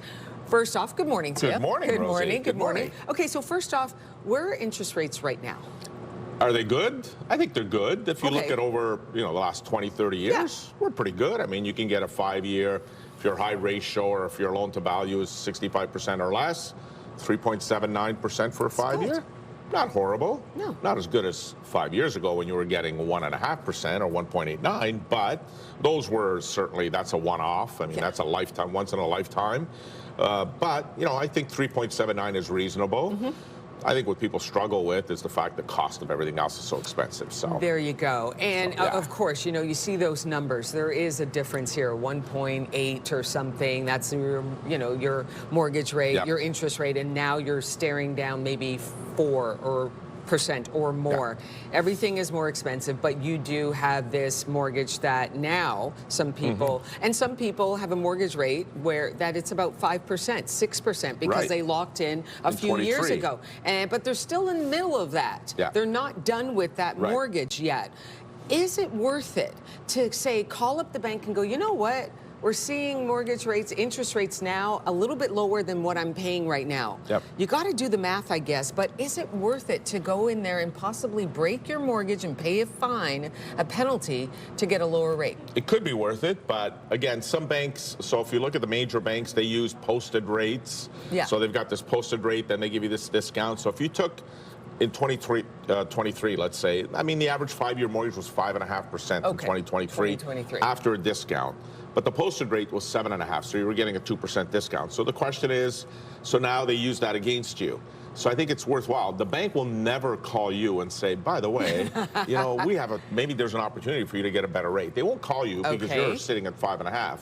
You have to start the phone call. You're the one who has to initiate it. But I think it's worth a phone call just to find out what that penalty is. They'll probably try to talk you out of it, but I think there's nothing wrong with getting a second opinion. Call a mortgage broker and say, listen, I've got a mortgage at this bank. Like, we've actually got a calculator. At our company, we have a calculator. We can calculate what the penalty is going to look like based on when you took out your mortgage. And then from there, we can determine whether it's worthwhile, whether the savings is going to be there. For a lot of people, the savings is there because it's not only paying the penalty, but in a lot of cases, they may have some other debt, higher interest rate debt that you can amalgamate together. And all of a sudden, you look at the savings on the whole thing and it makes sense. But For some cases, it's not going to be worth it because the way the banks calculate the penalty may not be worth it. Okay, so let's say it does make sense. It is worth it to go back in there, renegotiate, because you're paying 6% and you can get it for under 4%. Can you shop around at different banks, or are you beholden to the bank in which you have that mortgage rate? Well, you can shop around. I think most banks will try and keep you by saying, we'll give you a 10% discount on the penalty if you stay with us. Okay, so maybe you should say that, though, right? You should. Maybe, yeah. But you don't start with that. You wait for them to give you what the penalty is, and then you calculate whether it's worthwhile or not, and help them calculate. And if they don't, then again, go get a second opinion somewhere else. And then from there, be able to say, okay, like if I keep it with you, can I get a discount on the penalty? Because otherwise, then I'm going to shop around. If I can get a better rate somewhere else, why wouldn't I go somewhere else? Why would I reward you with that penalty and then pay a higher rate when I can go somewhere else and get a lower rate? Okay, Frank, I think that a lot of people watching who have mortgages kind of see the banks as these big behemoth institutions, and it's like, maybe I shouldn't really bother them. I don't know. I feel like I'm bothering them. What do you say to that? I say that the loyalty is the wrong direction. I think many customers, and I worked at a bank for 22 years, I found that the customers were loyal to the bank, and I think it needs to be the other way around. I think the banks need to be loyal to you, and remember that you're just a number. The banks all recorded record profits last week, so they're not hurting in any means whatsoever.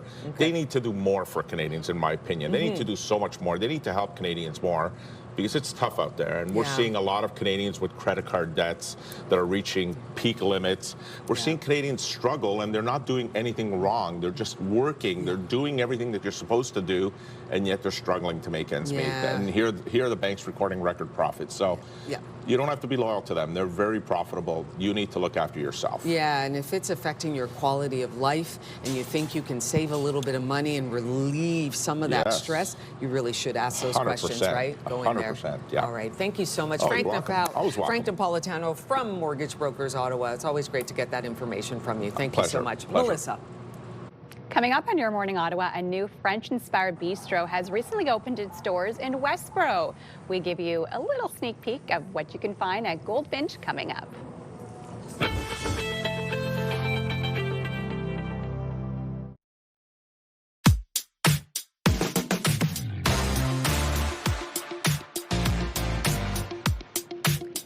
Milestone celebration for Tuesday, March 3rd, and we're going to start off with a happy 5th birthday. This is going out to Reggie. Our little hockey star loves cheering on his sons and his favorite player, Brady Tkachuk. We are so proud of the kind, energetic, hockey-loving boy that you are becoming. This is with love from Mommy, Daddy, Iris, Nanny, Papa, Uncle Tanner, Aunt Natalie, and all the rest of your family. Happy 9th birthday to Elliot. We are so proud of you and love you to the moon and back. Love always, Mama, Papa, Thomas, and Archie. Happy 11th birthday to birthday girlies, Ariana and Elsa, great friends who happen to be born on the same day. I love that. Happy birthday to you both. We also have a happy 6th birthday. This is going out to Nora. This was with love from your big brother, Ben, Mommy, Daddy, and Sito and Jidu. Of course, if you have a milestone celebrated with us, send your birthday announcements for kids turning 13 years old and younger, for those turning 100 years or more, and wedding anniversaries for those celebrating 50 years or more. All you have to do, send us an email, ottawa.milestones@ctv.ca. We'll be sure to get your announcement on the air.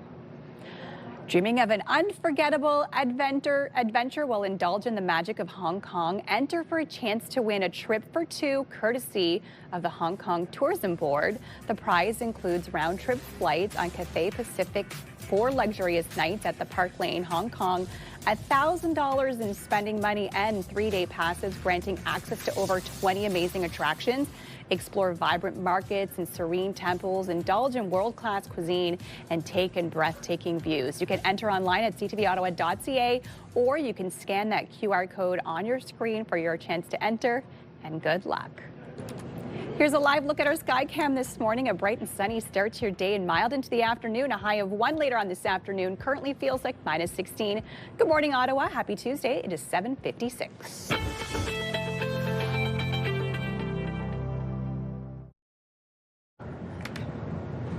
It's Tuesday, March 3rd. Travel advisories in effect and other local impacts of the ongoing conflict in the Middle East. Algonquin College votes to suspend 30 programs as the college grapples with a financial crisis. A new French-inspired bistro has opened in Westboro. We introduce you to Goldfinch. Your Morning Ottawa continues right now.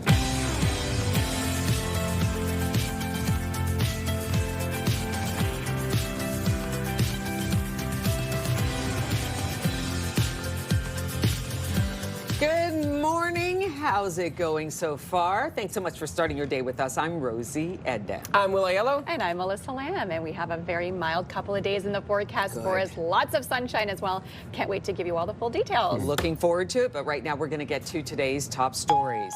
The war in the Middle East is rapidly expanding with new attacks and an explicit warning from Iran that it will set fire to any ship that enters a critical global transit point for oil. Foreign Affairs is urging you to avoid all travel to the countries in red and all non-essential travel to the ones marked in orange. Overall, there are more than 85,000 Canadians and permanent residents registered in the region. Iran's ambassador to the United Nations slammed the U.S. and Israel's attacks while defending his country's actions. There are no legal grounds that justify this attack. The so-called preemptive attack has no basis in international law. We are not attacking the interests of our neighboring countries. We are defending ourselves. U.S. President Donald Trump making his case for waging war with Iran, insisting this wasn't about regime change, arguing Iran was rebuilding its nuclear capabilities, saying its ballistic missiles and drones are an imminent threat to America. We thought we had a deal and they backed out. I said, you can't deal with these people. You got to do it the right way. War in Iran is sending oil prices surging, and that is having an impact on gas prices in North America, including right here in Ottawa. But experts say the worst is yet to come. With prices that you're seeing in Ottawa, $1.37, $1.38, look for those to increase to about $1.43, $1.44 by Wednesday, and likely $1.50 by the end of the week. The conflict is disrupting operations in the Strait of Hormuz, which is where 1/5 of the world's oil supply passes through. Algonquin College's Board of Governors has voted to suspend 30 programs as the college tries to cope with a financial crisis largely caused by plummeting international student enrollment. Here's a look at some of those programs that the board voted to suspend. Journalism, hospitality, business development and sales, manufacturing, engineering technician, music, media and film foundations, paralegal, and 2 horticultural programs. Some of the impacted programs will still be offered at other Algonquin College campuses. Students currently enrolled will still be able to complete their studies, but no new students will be admitted to the impacted programs starting in the fall. Last year, Algonquin College cut 37 academic programs. It also put its Perth campus up for sale. Ottawa's Public School Board is also facing a financial crisis, projecting another multi-million-dollar deficit. A report for the board's audit committee meeting shows the OCDSB is looking at an $11.5 million deficit this school year, making it the 5th straight year the board will be in the red. Staff say the deficit is partly due to declining enrollment for elementary schools. The province has appointed a supervisor to oversee the board due to the financial issues.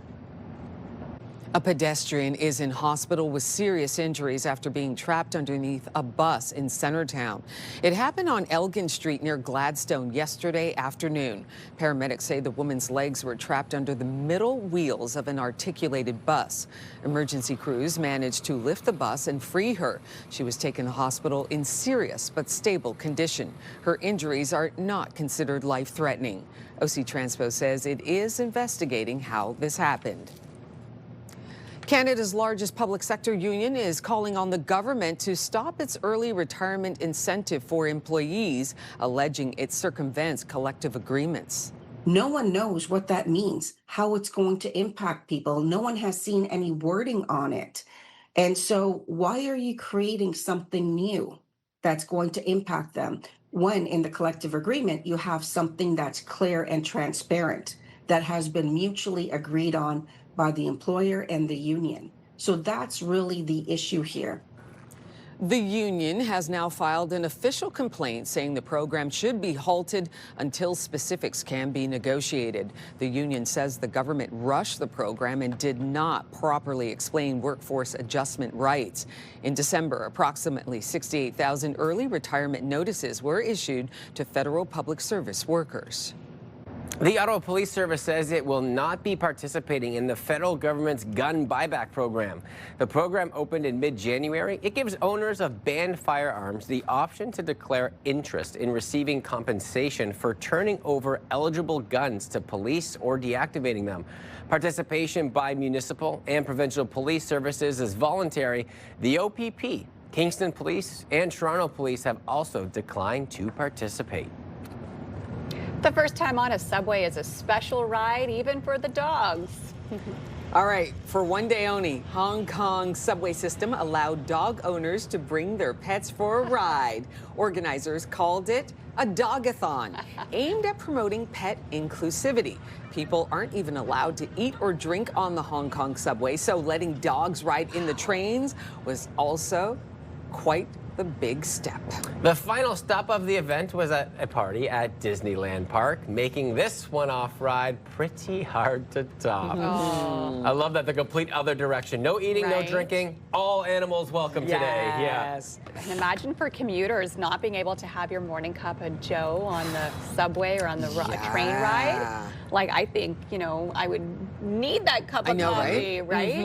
It's such a different culture. They're like, nah, don't be out there eating and drinking and making a mess. It's very clean, very tidy. The cleanliness of the public transit is probably so nice. The difference from our family car with my kids to when they enter Papa's car. There's no eating or drinking in Papa's car. And Papa's car stays pristine. It's pristine. There is a dustpan and a broom under Papa's driver's seat. That is Papa's law. And Papa brushes your feet before you get in the car. I love that. Yeah, keep it clean. Ooh, so they don't understand the difference between the two. But there is a difference, let me tell you. Our forecast may not need those seat heaters on as we head towards the weekend. That's because it's going to be quite balmy as we head into the weekend forecast. Right now, -11, so still a little chilly out there to start off your day, but that's okay because this is the last cold morning we will see for at least a week. Feels closer to -14 this hour, same within the valley. -10 is how it feels over in Kingston, -7 currently in Brockville. So still seeing some clouds, mix of sun and cloud this morning, but then we will see more of that sunshine into the afternoon. Overall, a beautiful day. These systems that we're seeing, you'll see most of it stays to the south of us or to the north of us. So we're kind of in this band where we won't see any precipitation until we head into Friday. That's when we could see some rain in the forecast for Friday and through Saturday, but we will have a couple of clear days before that. 1 is your high this afternoon, so no negative in front of the 1 as we head into your day ahead. Similar temperatures across the region too for Bancroft, Kemptville, Brockville, Kingston, Trenton today. 1 is the daytime high in the valley, 0 for Gatineau, as well as in Mont-Tremblant. So we still need the winter gear this morning and into the afternoon as well. Maybe able to take off the hat for a few hours later on this afternoon as we do see that sunshine and temperatures reaching a high of 1 throughout the day ahead, and a very mild 7-day forecast. Even those overnight lows quite warm. -6 is the low for tonight. That will be the coldest night we will see over the next 7 days. More sunshine tomorrow, slightly warmer with a high of 4, staying mild Thursday and through Friday. Friday, Saturday, we could see some scattered showers in the forecast, melting away some of that snow. Then the weekend, just incredible conditions for this time of the year, way above seasonal, about 10 degrees above seasonal. 10 degrees is the high, double digits for Saturday, and it will stick around next week. But long-range forecast is showing that winter is still here, and we will still see some snow and colder conditions throughout the month of March.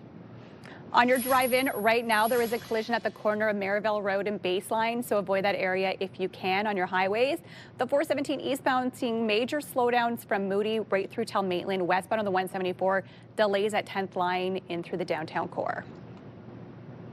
And coming up next on Your Morning Ottawa, it's known as the Festival of Colors, Love and Spring. Holi is a major Hindu festival marked across the world, including right here in Ottawa. So we will give you a preview just after the break. But let's take a peek outside. Thank you, Melissa. Sunshine and last cool day before those warmer temperatures rear back in. Walks, runs, bike rides, all to come. Stay with us, friends. We'll be right back.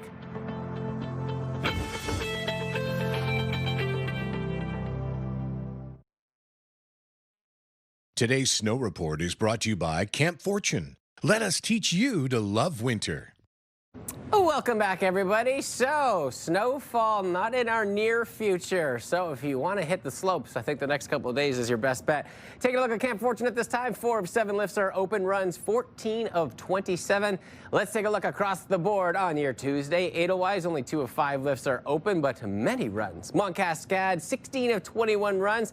Calabogie Peaks, we are at 100% on your lifts, runs 19 of 26. Vorlage, 3 of 4, and the runs just over half. Again, with the warmer temperatures on the way, hit the slopes while we can. Erin here from Camp Fortune with your insider tip. Weekday skiing is great skiing, and at only 15 minutes from downtown, we're even close enough for a long lunch. See you on the slopes.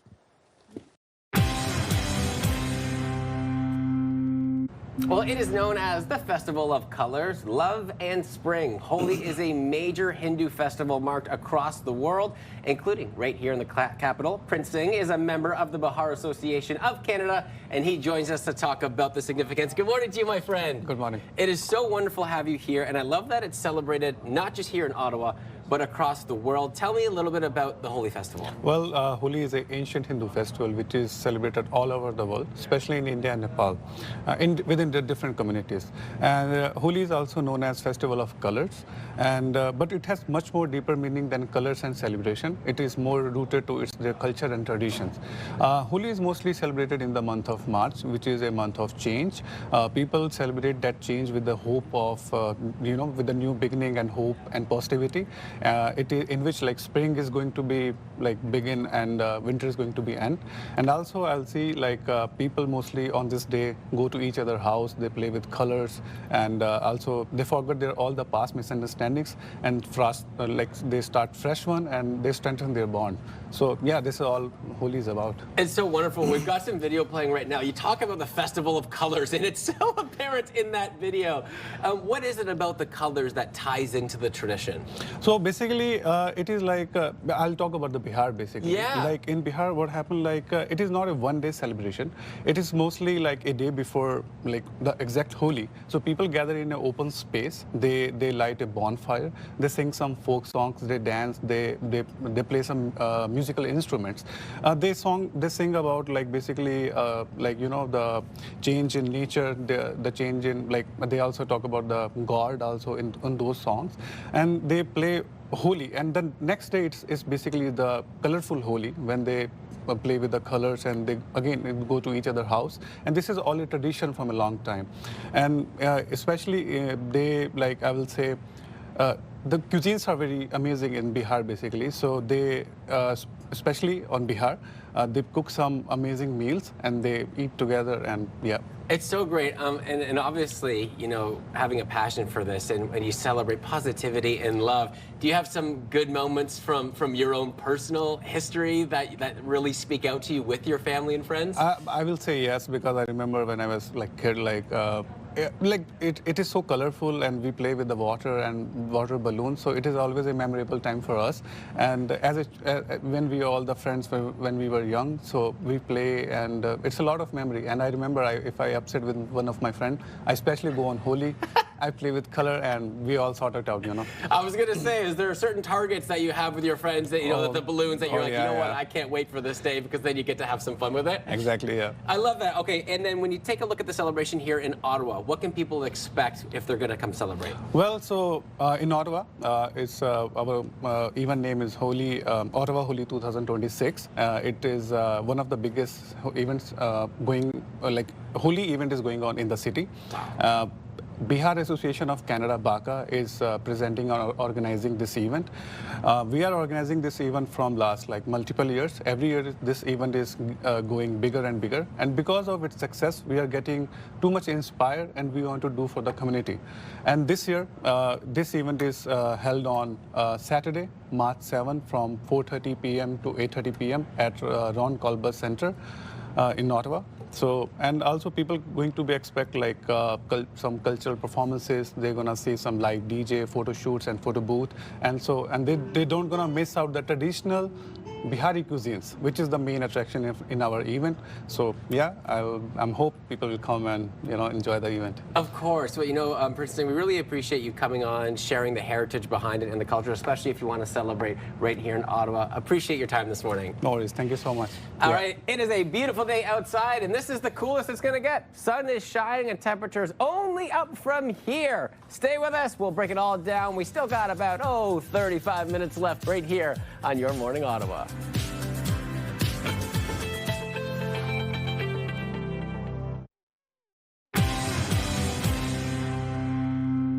As the conflict widens in the Middle East, Prime Minister Mark Carney issued a statement expressing support for the U.S. in preventing Iran from obtaining a nuclear weapon. Let's check in with Bill Carroll from News Talk 580 CFRA to get his thoughts. Good morning to you, Bill. Morning. What a world we live in. I can no longer predict how leaders of parties will react in any given situation. You used to kind of understand what basic philosophies of parties would be. For example, if Jean Chrétien were in charge still as Prime Minister, the Liberal Prime Minister, he would have said, the proof is the proof is the proof. Show me the weapons of mass destruction, and then maybe Canada will join the battle against Iraq. In the case with Iran, our Prime Minister seems to be all in. So we're not going to send troops there, although we do have some operating in the area. We don't get any details on that. But and he's already had at least one member of his own party say, we shouldn't be involved here. So I personally hope that this works out, this horrible situation. I hope it ends quickly. And I hope the people of Iran get a new leader and freedom and all of those things. I think there's a possible outcome here that's a positive one. But just to focus on the political part for a moment, it's very confusing who stands for what. I'm watching MAGA supporters tripping all over themselves. They voted for a guy who said, we don't want to be involved in wars and regime change. And then he wakes up one day and says, we want regime change in Iran. So as much as I may feel that he's doing the right thing, I don't know the reason he's doing it. And it's not in line with what he said he would do. So I think that's going to hurt some of his base as well. But that's the reality of the world we live in right now. It's a cult of personality. And I think our Prime Minister is trying so hard not to offend Donald Trump that he's going along with a war that I'm not sure he or his party would have gone along with in the past. So here we are, left to figure out who believes in what these days. Yeah, and Bill, do you like the overall statement that Mark Carney released on the issue? No, because I find whatever he says these days, I'm just not sure I believe him. Every time you look at his past, you look at where he's come from, nothing seems to add up. It doesn't. Where he is now is clearly he's moved so far to the right. You wonder why he's done that, and it feels like he did it for convenience, to get elected, to run against Donald Trump instead of Pierre Poilievre. And now he finds himself, I think, without an ideology. And I think that should be concerning to all Canadians. If you don't know where your leaders stand on anything, how do you decide whether or not they're doing a good job and whether or not you should reelect them? Yeah, in a situation that's changing every minute, every hour of each day. Appreciate your time this morning, Bill. You guys have a good day. And remember, you can listen to The Morning Rush with Bill Carroll on News Talk 580 CFRA weekdays from 6 till 10 in the morning. And it is time to once again double the love and donate to the Adult Fund Superstore's charitable campaign, and AFS will match your donation. Joining me this morning with more is Scarlett from AFS. We also have Heather Breesbra from Shelter Movers Ottawa. Good morning to you both. Good morning. Okay, Scarlett, we'll start with you. New month, new campaign. Give us the details. So we are working with the Shelter Movers Ottawa. We've worked with them in the past for a few years now. They provide free moving and free storage for anybody that's trying to escape abusive homes. Okay, so Heather, give us the details a little bit more about your company, which Scarlett kind of shared with us. Yeah, for sure. So Shelter Movers is a volunteer-powered, not-for-profit agency, and like Scarlett said, we provide moving and storage to anybody that's being impacted by abuse. We predominantly serve women and children because they are predominantly impacted most by it. And what we do is basically, if someone is looking to flee, we'll come in with a team and we'll pack their things and then we'll move their belongings. If they're requiring storage, we provide that free of charge. Our service really, it fills a gap that we need in the gender-based violence sector because oftentimes shelters are full. And so if someone's looking to flee, it can be tricky. So if someone has a place to go, Shelter Movers helps fill that gap by letting them be able to bring their belongings and move to safety without having to rely on a shelter. That's right. And sometimes we think of the accommodations, but we don't think of how they're going to get there. Exactly. With their belongings. Yeah, and it's a really traumatic time for someone when they're looking to flee an abusive relationship. And so we just want to be able to assist and support them as best we can while they're going through that trauma, and bring in a team of volunteers to help them get out of that space and move on to a new chapter of their life. And funding, like working with AFS, must be very beneficial to it as well. Absolutely. So funding from the community always helps with our services because, like we've said, our services are provided free of charge, and we'd love to keep it free of charge. We are noticing that there's been an increase in extra large moves, and so we're always looking to increase those donations from people so we can continue to provide this service in the National Capital Region. Because we are in Ottawa, but we also serve all of our rural communities that surround the National Capital Region. Wonderful. And how can people help donate to this cause? Well, you can come into the store. We match dollar per dollar, and you can donate $1, $2, $10. We're there to match it. And you don't even have to make a purchase, which is nice, You don't have to make a purchase, that's right. So if you're thinking about donating, it's the best time because your dollars do get matched, and it does go a long way. It really does. And how can people get a hold of you if they want more information as well? So if people want more information, they can always go to our Shelter Movers website, which is sheltermovers.com. And then if you /Ottawa, then you're able to access our direct chapter. And then if anyone wanted to reach out to me directly, they can reach me at heatherb@sheltermovers.com. Wonderful. Thank you both so much for joining us today. Thanks You're so welcome. much. Will. Well, coming up, we introduce you to a new French-inspired restaurant in Westboro. We get a visit from Goldfinch in your morning Ottawa kitchen. That is coming up just ahead after the break. Stay with us. We will be right back.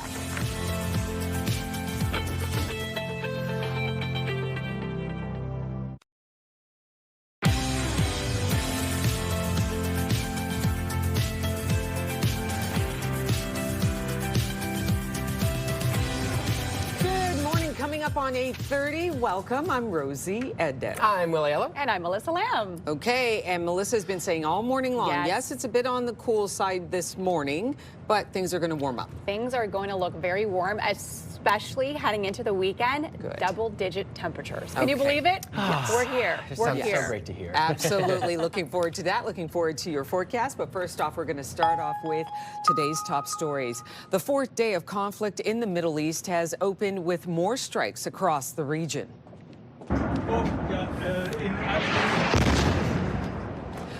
Targets were hit in cities such as Tehran, Beirut, and Riyadh. It comes as the United States says the hardest hits are yet to come from the U.S. military, and that the U.S. struck Iran because the administration was concerned that Israel's planned military action would result in an attack on U.S. forces. Iran has now shut down the Strait of Hormuz, threatening to attack any ship that tries to pass. That means global oil and gas prices are expected to spike even higher. This is potentially the biggest shock for the oil market since 1990 when Iraq invaded Kuwait. The narrow waterway south of Iran is one of the most important maritime routes in the world. About 20 to 30% of global oil and gas pass through the strait. The federal energy minister believes the conflict could leave countries turning to Canadian oil. Instead, analysts are predicting the price of gas will go up by 5 cents a liter tomorrow. There are some Canadian military personnel in the Middle East, but Canada's defense minister says they are out of harm's way. Canadians know this is a difficult, complicated, and unfortunate situation. We would all rather see peaceful dialogue. Defense Minister David McGuinty didn't say exactly how many Canadian personnel are in the region. He is in Australia on a business trip with Prime Minister Mark Carney. McGuinty says the Canadian government decided from the beginning to support the attack that took out Iran's supreme leader, but is also calling for a diplomatic end to the conflict. Algonquin College's Board of Governors has voted to suspend 30 programs as the college tries to cope with a financial crisis largely caused by plummeting international student enrollment. Here's a look at some of those programs that the board voted to suspend. Journalism, hospitality, business development and sales, manufacturing, engineering technician, music, media and film foundations, paralegal, and 2 horticulture programs. Some of the impacted programs will still be offered at other Algonquin College campuses. Students currently enrolled will still be able to complete their studies, but no new students will be admitted to the impacted program starting in the fall. Last year, Algonquin College cut 37 academic programs. It also put its Perth campus up for sale. A pedestrian is in hospital with serious injuries after being trapped underneath a bus in center town. It happened on Elgin Street near Gladstone yesterday afternoon. Paramedics say the woman's legs were trapped under the middle wheels of an articulated bus. Emergency crews managed to lift the bus and free her. She was taken to the hospital in serious but stable condition. Her injuries are not considered life-threatening. OC Transpo says it is investigating how this happened. Canada's largest public sector union is calling on the government to stop its early retirement incentive for employees, alleging it circumvents collective agreements. No one knows what that means, how it's going to impact people. No one has seen any wording on it. And so why are you creating something new that's going to impact them when in the collective agreement you have something that's clear and transparent that has been mutually agreed on by the employer and the union? So that's really the issue here. The union has now filed an official complaint saying the program should be halted until specifics can be negotiated. The union says the government rushed the program and did not properly explain workforce adjustment rights. In December, approximately 68,000 early retirement notices were issued to federal public service workers. Prime Minister Mark Carney has arrived in Australia. Carney will meet with the Australian Prime Minister during his trip. Canada is looking to build ties on two fronts: a deeper economic connection and defense and security. On Thursday, Carney will address the Australian Parliament. He will then leave for Tokyo, which will be his last stop. The original cast is back for Scary Movie 6. There's a serial killer on the loose. Hello, Tuesday. I have been preparing for this for years. Hello, Mother. We bet. Yes, please and thank you. Yes. The raunchy parody franchise is skewering the most popular horror movies of the last decade. That includes some favorites like Get Out, Weapons, and Substance. It's the first movie in the franchise since 2013. It comes out in theaters in June. Wow, it's been a while. I didn't realize it's been that long since the last Scary Movie. And it's featuring the ones from the OG Scary Movies. So yeah. you've got Cindy back in there. You've got the Wayne brothers back in there. This is going to be so good. I really hope it's going to be so good. Sorry, I'll say that. You know? Right. This is like scary comedy, so it's scary I could do. You can definitely do these ones. Yes, Yeah. yes. This is the scary option It's not that like you're good scary with. where I'm not sleeping for 15 more nights. It'll actually help you because they make light and make fun of the horror movies. Right. So this is a good segue from you watch that. Then maybe you can watch the horror movie because it's not as Or probably scary. not, if you ever want me to sleep again. I tried. Yeah, not happening. Yeah, our forecast today, we're going to see sunshine and milder conditions in through the afternoon, and temperatures so far not so bad. Still a little bit cold out there, but by about noon hour it should be warmer. -11 right now. With that wind chill does feel closer to -15, so still dealing with colder conditions this morning. -17 is how it feels in Trenton, -7 in Brockville, so temperatures kind of all over the map this morning. We will see some cloud coverage this morning into your afternoon, but overall sunshine into your Tuesday forecast. You can see these systems, but they will stay to the south of us, and the other one will stay to the north of us, so we don't have to worry about any snow today or the next couple of days. As a matter of fact, we will see rain by the end of the work week, something we haven't seen too much of in the last few months. 1 degree for your daytime high today, a little bit above seasonal. Normals around -1 into your afternoon, so we'll be a little bit warmer than that. 1 as well in the valley, 2 across Bancroft, Trenton, Kingston, Brockville. Same out along the Seaway. 0 for your daytime high in Gatineau today, as well as in Mount Tremblant. Over the next couple of days, yes, it will be very warm, especially into the weekend forecast.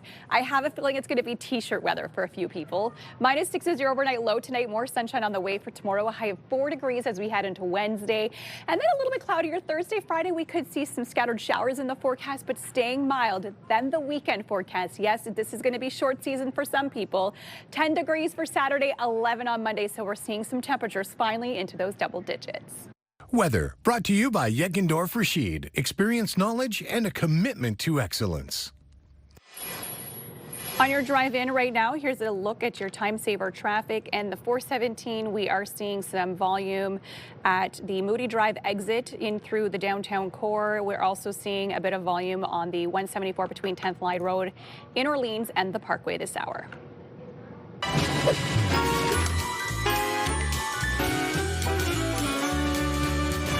Well, the new French-inspired bistro has recently opened its doors in Westboro. We got Chef Vivek and Tiana, who is the Goldfinch bartender. Good morning to the two of you. Good morning. So we're going to be talking about some food and some drinks. First, I want to talk about the new location that's opened up in Westboro. How great is that so far? It's been a beautiful location. It's a beautiful journey as of now. Like, you know, it's been 4 months. We're having fun. There's good ups and downs. I mean, you know, this is the weather that gets it. But other than that, the crowd's been really nice. People are loving the food. We're enjoying working there, so nothing better than that. How has it been with the community so far, with people coming in? Because Westboro is such a great area where so many people can just walk and bike everywhere, especially as it gets a little bit warmer. Yeah, I mean, I'm looking forward to the summer. It's going to be really fun in the summer because the crowd is all, the people come in, people still have opinions, and you know, their opinions are just changing us more and more because they know the neighborhood, they know what they want, and that there's nothing better for a restaurant than having that when your crowd knows exactly what they want.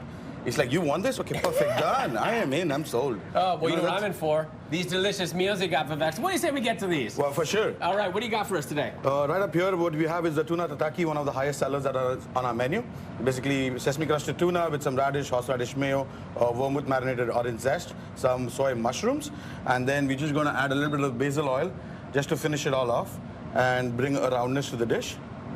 And a slight bit of sweetness that comes around with these pea shoots. And that's pretty much it. That's exactly how you get it at the restaurant. Ooh, okay. I gotta focus on number 2 because you don't know this about me, okay? We're about to become really good friends. Okay, here, good. I like that. I like that. Let's go. Caesar salad. Yes. Is top 2 favorite foods, okay? So but there's a spin on it. Tell me about what makes this one special. So this is a grilled Caesar salad. Okay. So basically what we do is marinate the lettuce head in garlic butter. We put it on a grill real quick for 10 seconds, up and down. And then we have our homemade crumble, which has anchovies and bacon in it. So basically you just put that on top and then finish with a little bit of Parmesan.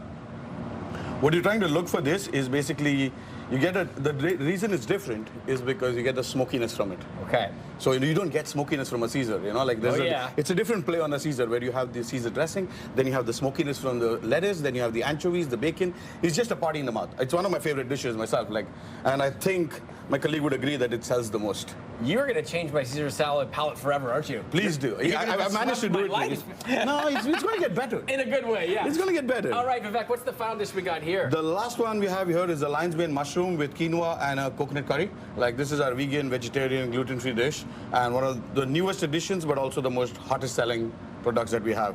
What we have and what we'd like you to do is finish it off with some toasted coconut. I can do that. We can be generous. Oh, we can be generous. Oh, yeah. Oh, yeah. There you go. There we go. Let's get in there. Give me a full scoop. Give it all in That's there. it. More coconut, the better. There it is. And just some olive oil to finish it off because it needs a little bit of roundness from the spice and everything. And you talk about, you know, the spices. You guys say you are, quote, obsessed with spice. Yes. What does that kind of mean when you take a look at the food? Well, I mean, everything has multiple layers built into it. Nothing is like a unilateral flavor profile. Like, there will be a base to everything. For example, this curry has its base of ginger, garlic, vegetables. Then it gets built in with Asian spices, Asian flavors. And then it finally finished with coconut milk. Like, and then you have the lion's mane, which is almost like a steak.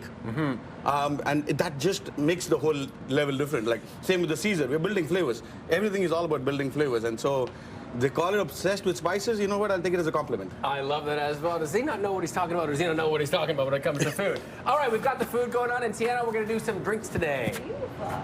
All right, so today we will be making our Aviary Ember, which is one of our most popular drinks there at Goldfinch. And this one is all you. Will is not partaking in this one for safety reasons. All right. We have a nice, lovely Ice King cube with our 4 specific ingredients, which include the main one is a Captain Morgan spiced rum, as well as a Benedictine French herbal liqueur.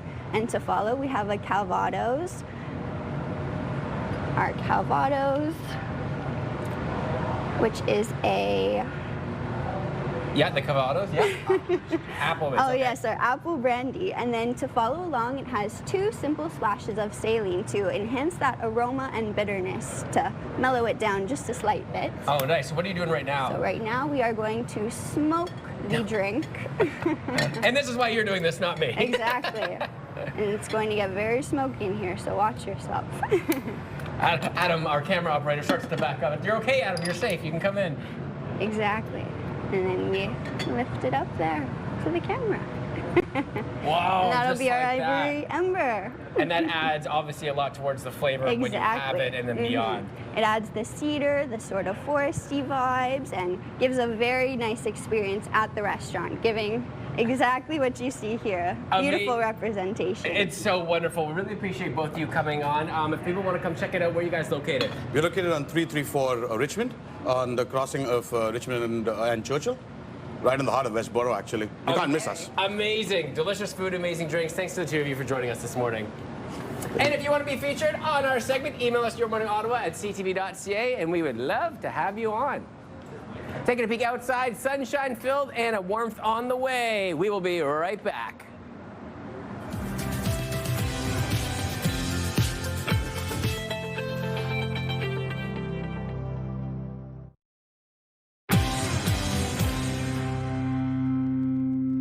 Welcome back. I am so excited. Poet extraordinaire and spoken word artist Maya Spoken. She released her first single back in 2019, and now she is here to share her newest single, Black, just released just not too long ago with us today. Maya Spoken, good morning to you. Thank you for having me. It's so great to have you on. You are all smiles, and you should be. Why not? You released your single, Black. Can you tell us about the song? Yeah, so Black is my new single, and I worked on it with my partner Jeff. We've been in the studio for a while and wanted to make something that really celebrates, you know, Black history and Black excellence, especially in Ottawa. So that's the song. We had our whole family involved, which is really sweet, in the music video as well. And it's really just honoring, you know, the celebration of who we are and what it means to have our identity. Okay, now people will go, wait, Maya Spoken. She is a poet, but here she is, she's singing as well. Didn't know that. Some people don't know that. Talk about your musical career and why it's so important for you to perform and sing. You know, I actually grew up in a very musical household. My parents both sang in church, and so music was actually my first love, and is actually why I started poetry, was just the art of writing and translating that into music. So I'm excited to be back in the music scene and to bring poetry into that space as well. It's wonderful. 2019, your first single came out. 2026, you've got your new single, Black, and you also have a new little one, a baby.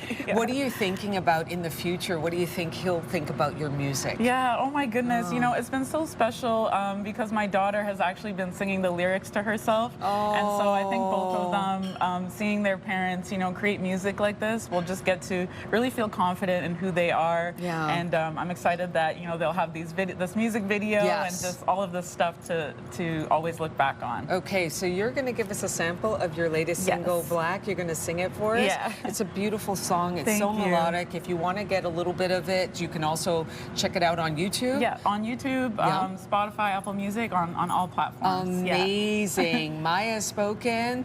The latest single is called Black. Maya, take it away. Thank you.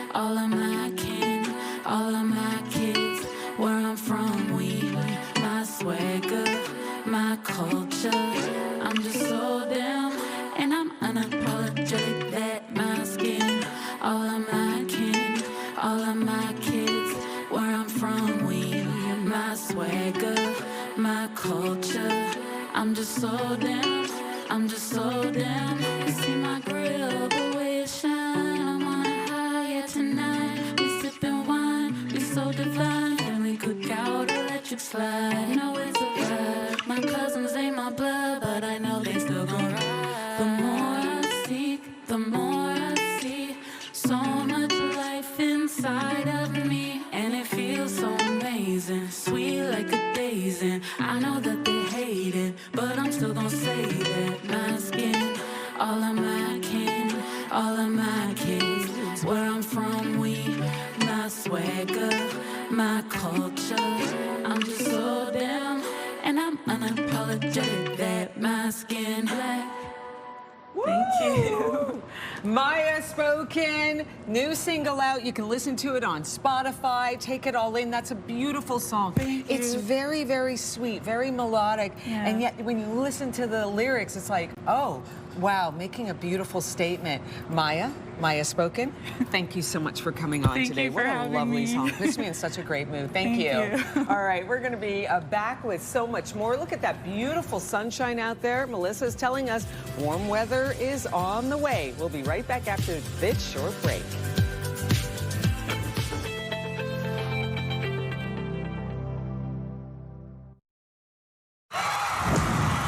The National Capital Region is jam-packed with incredible experiences you don't want to miss.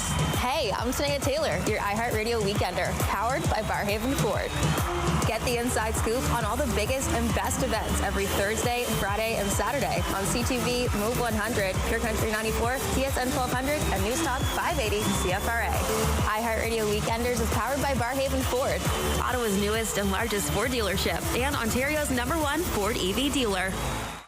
Ottawa's favorite cash contest is back, and it's big. Move 100's $50,000 Beat the Bank. 7 vaults. You decide how much to take home. Sound the alarm? You lose it all. Be listening weekdays for your chance to win.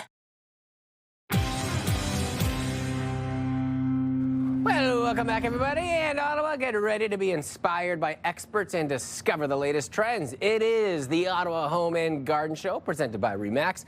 This is March 19th to the 22nd at the EY Center, and we want you to find everything that you need to tackle your home and garden projects. We are giving you a chance to win tickets to the show, plus one lucky viewer will win the grand prize, which is a $2,500 gift card and VIP seating. Enter right now for your chance to win on our contest page, ctvottawa.ca. Good luck to everybody. All right, and here is a look at what's on the show tomorrow. We're going to be checking in with Ottawa Fire about lithium-ion battery safety as fire crews see an increase in incidents related to battery-operated devices. It's Sleep Week, and we are paging Dr. Paul about the importance of a good night's rest. And Olympic bronze medalist in curling, Emma Miskew, stops by to talk about her experience in Milano Cortina. All that and more coming up tomorrow morning. But first, we're taking a final look at the forecast, Melissa. That's right. And nothing but positive things to say about the forecast once we get through the next few hours this morning.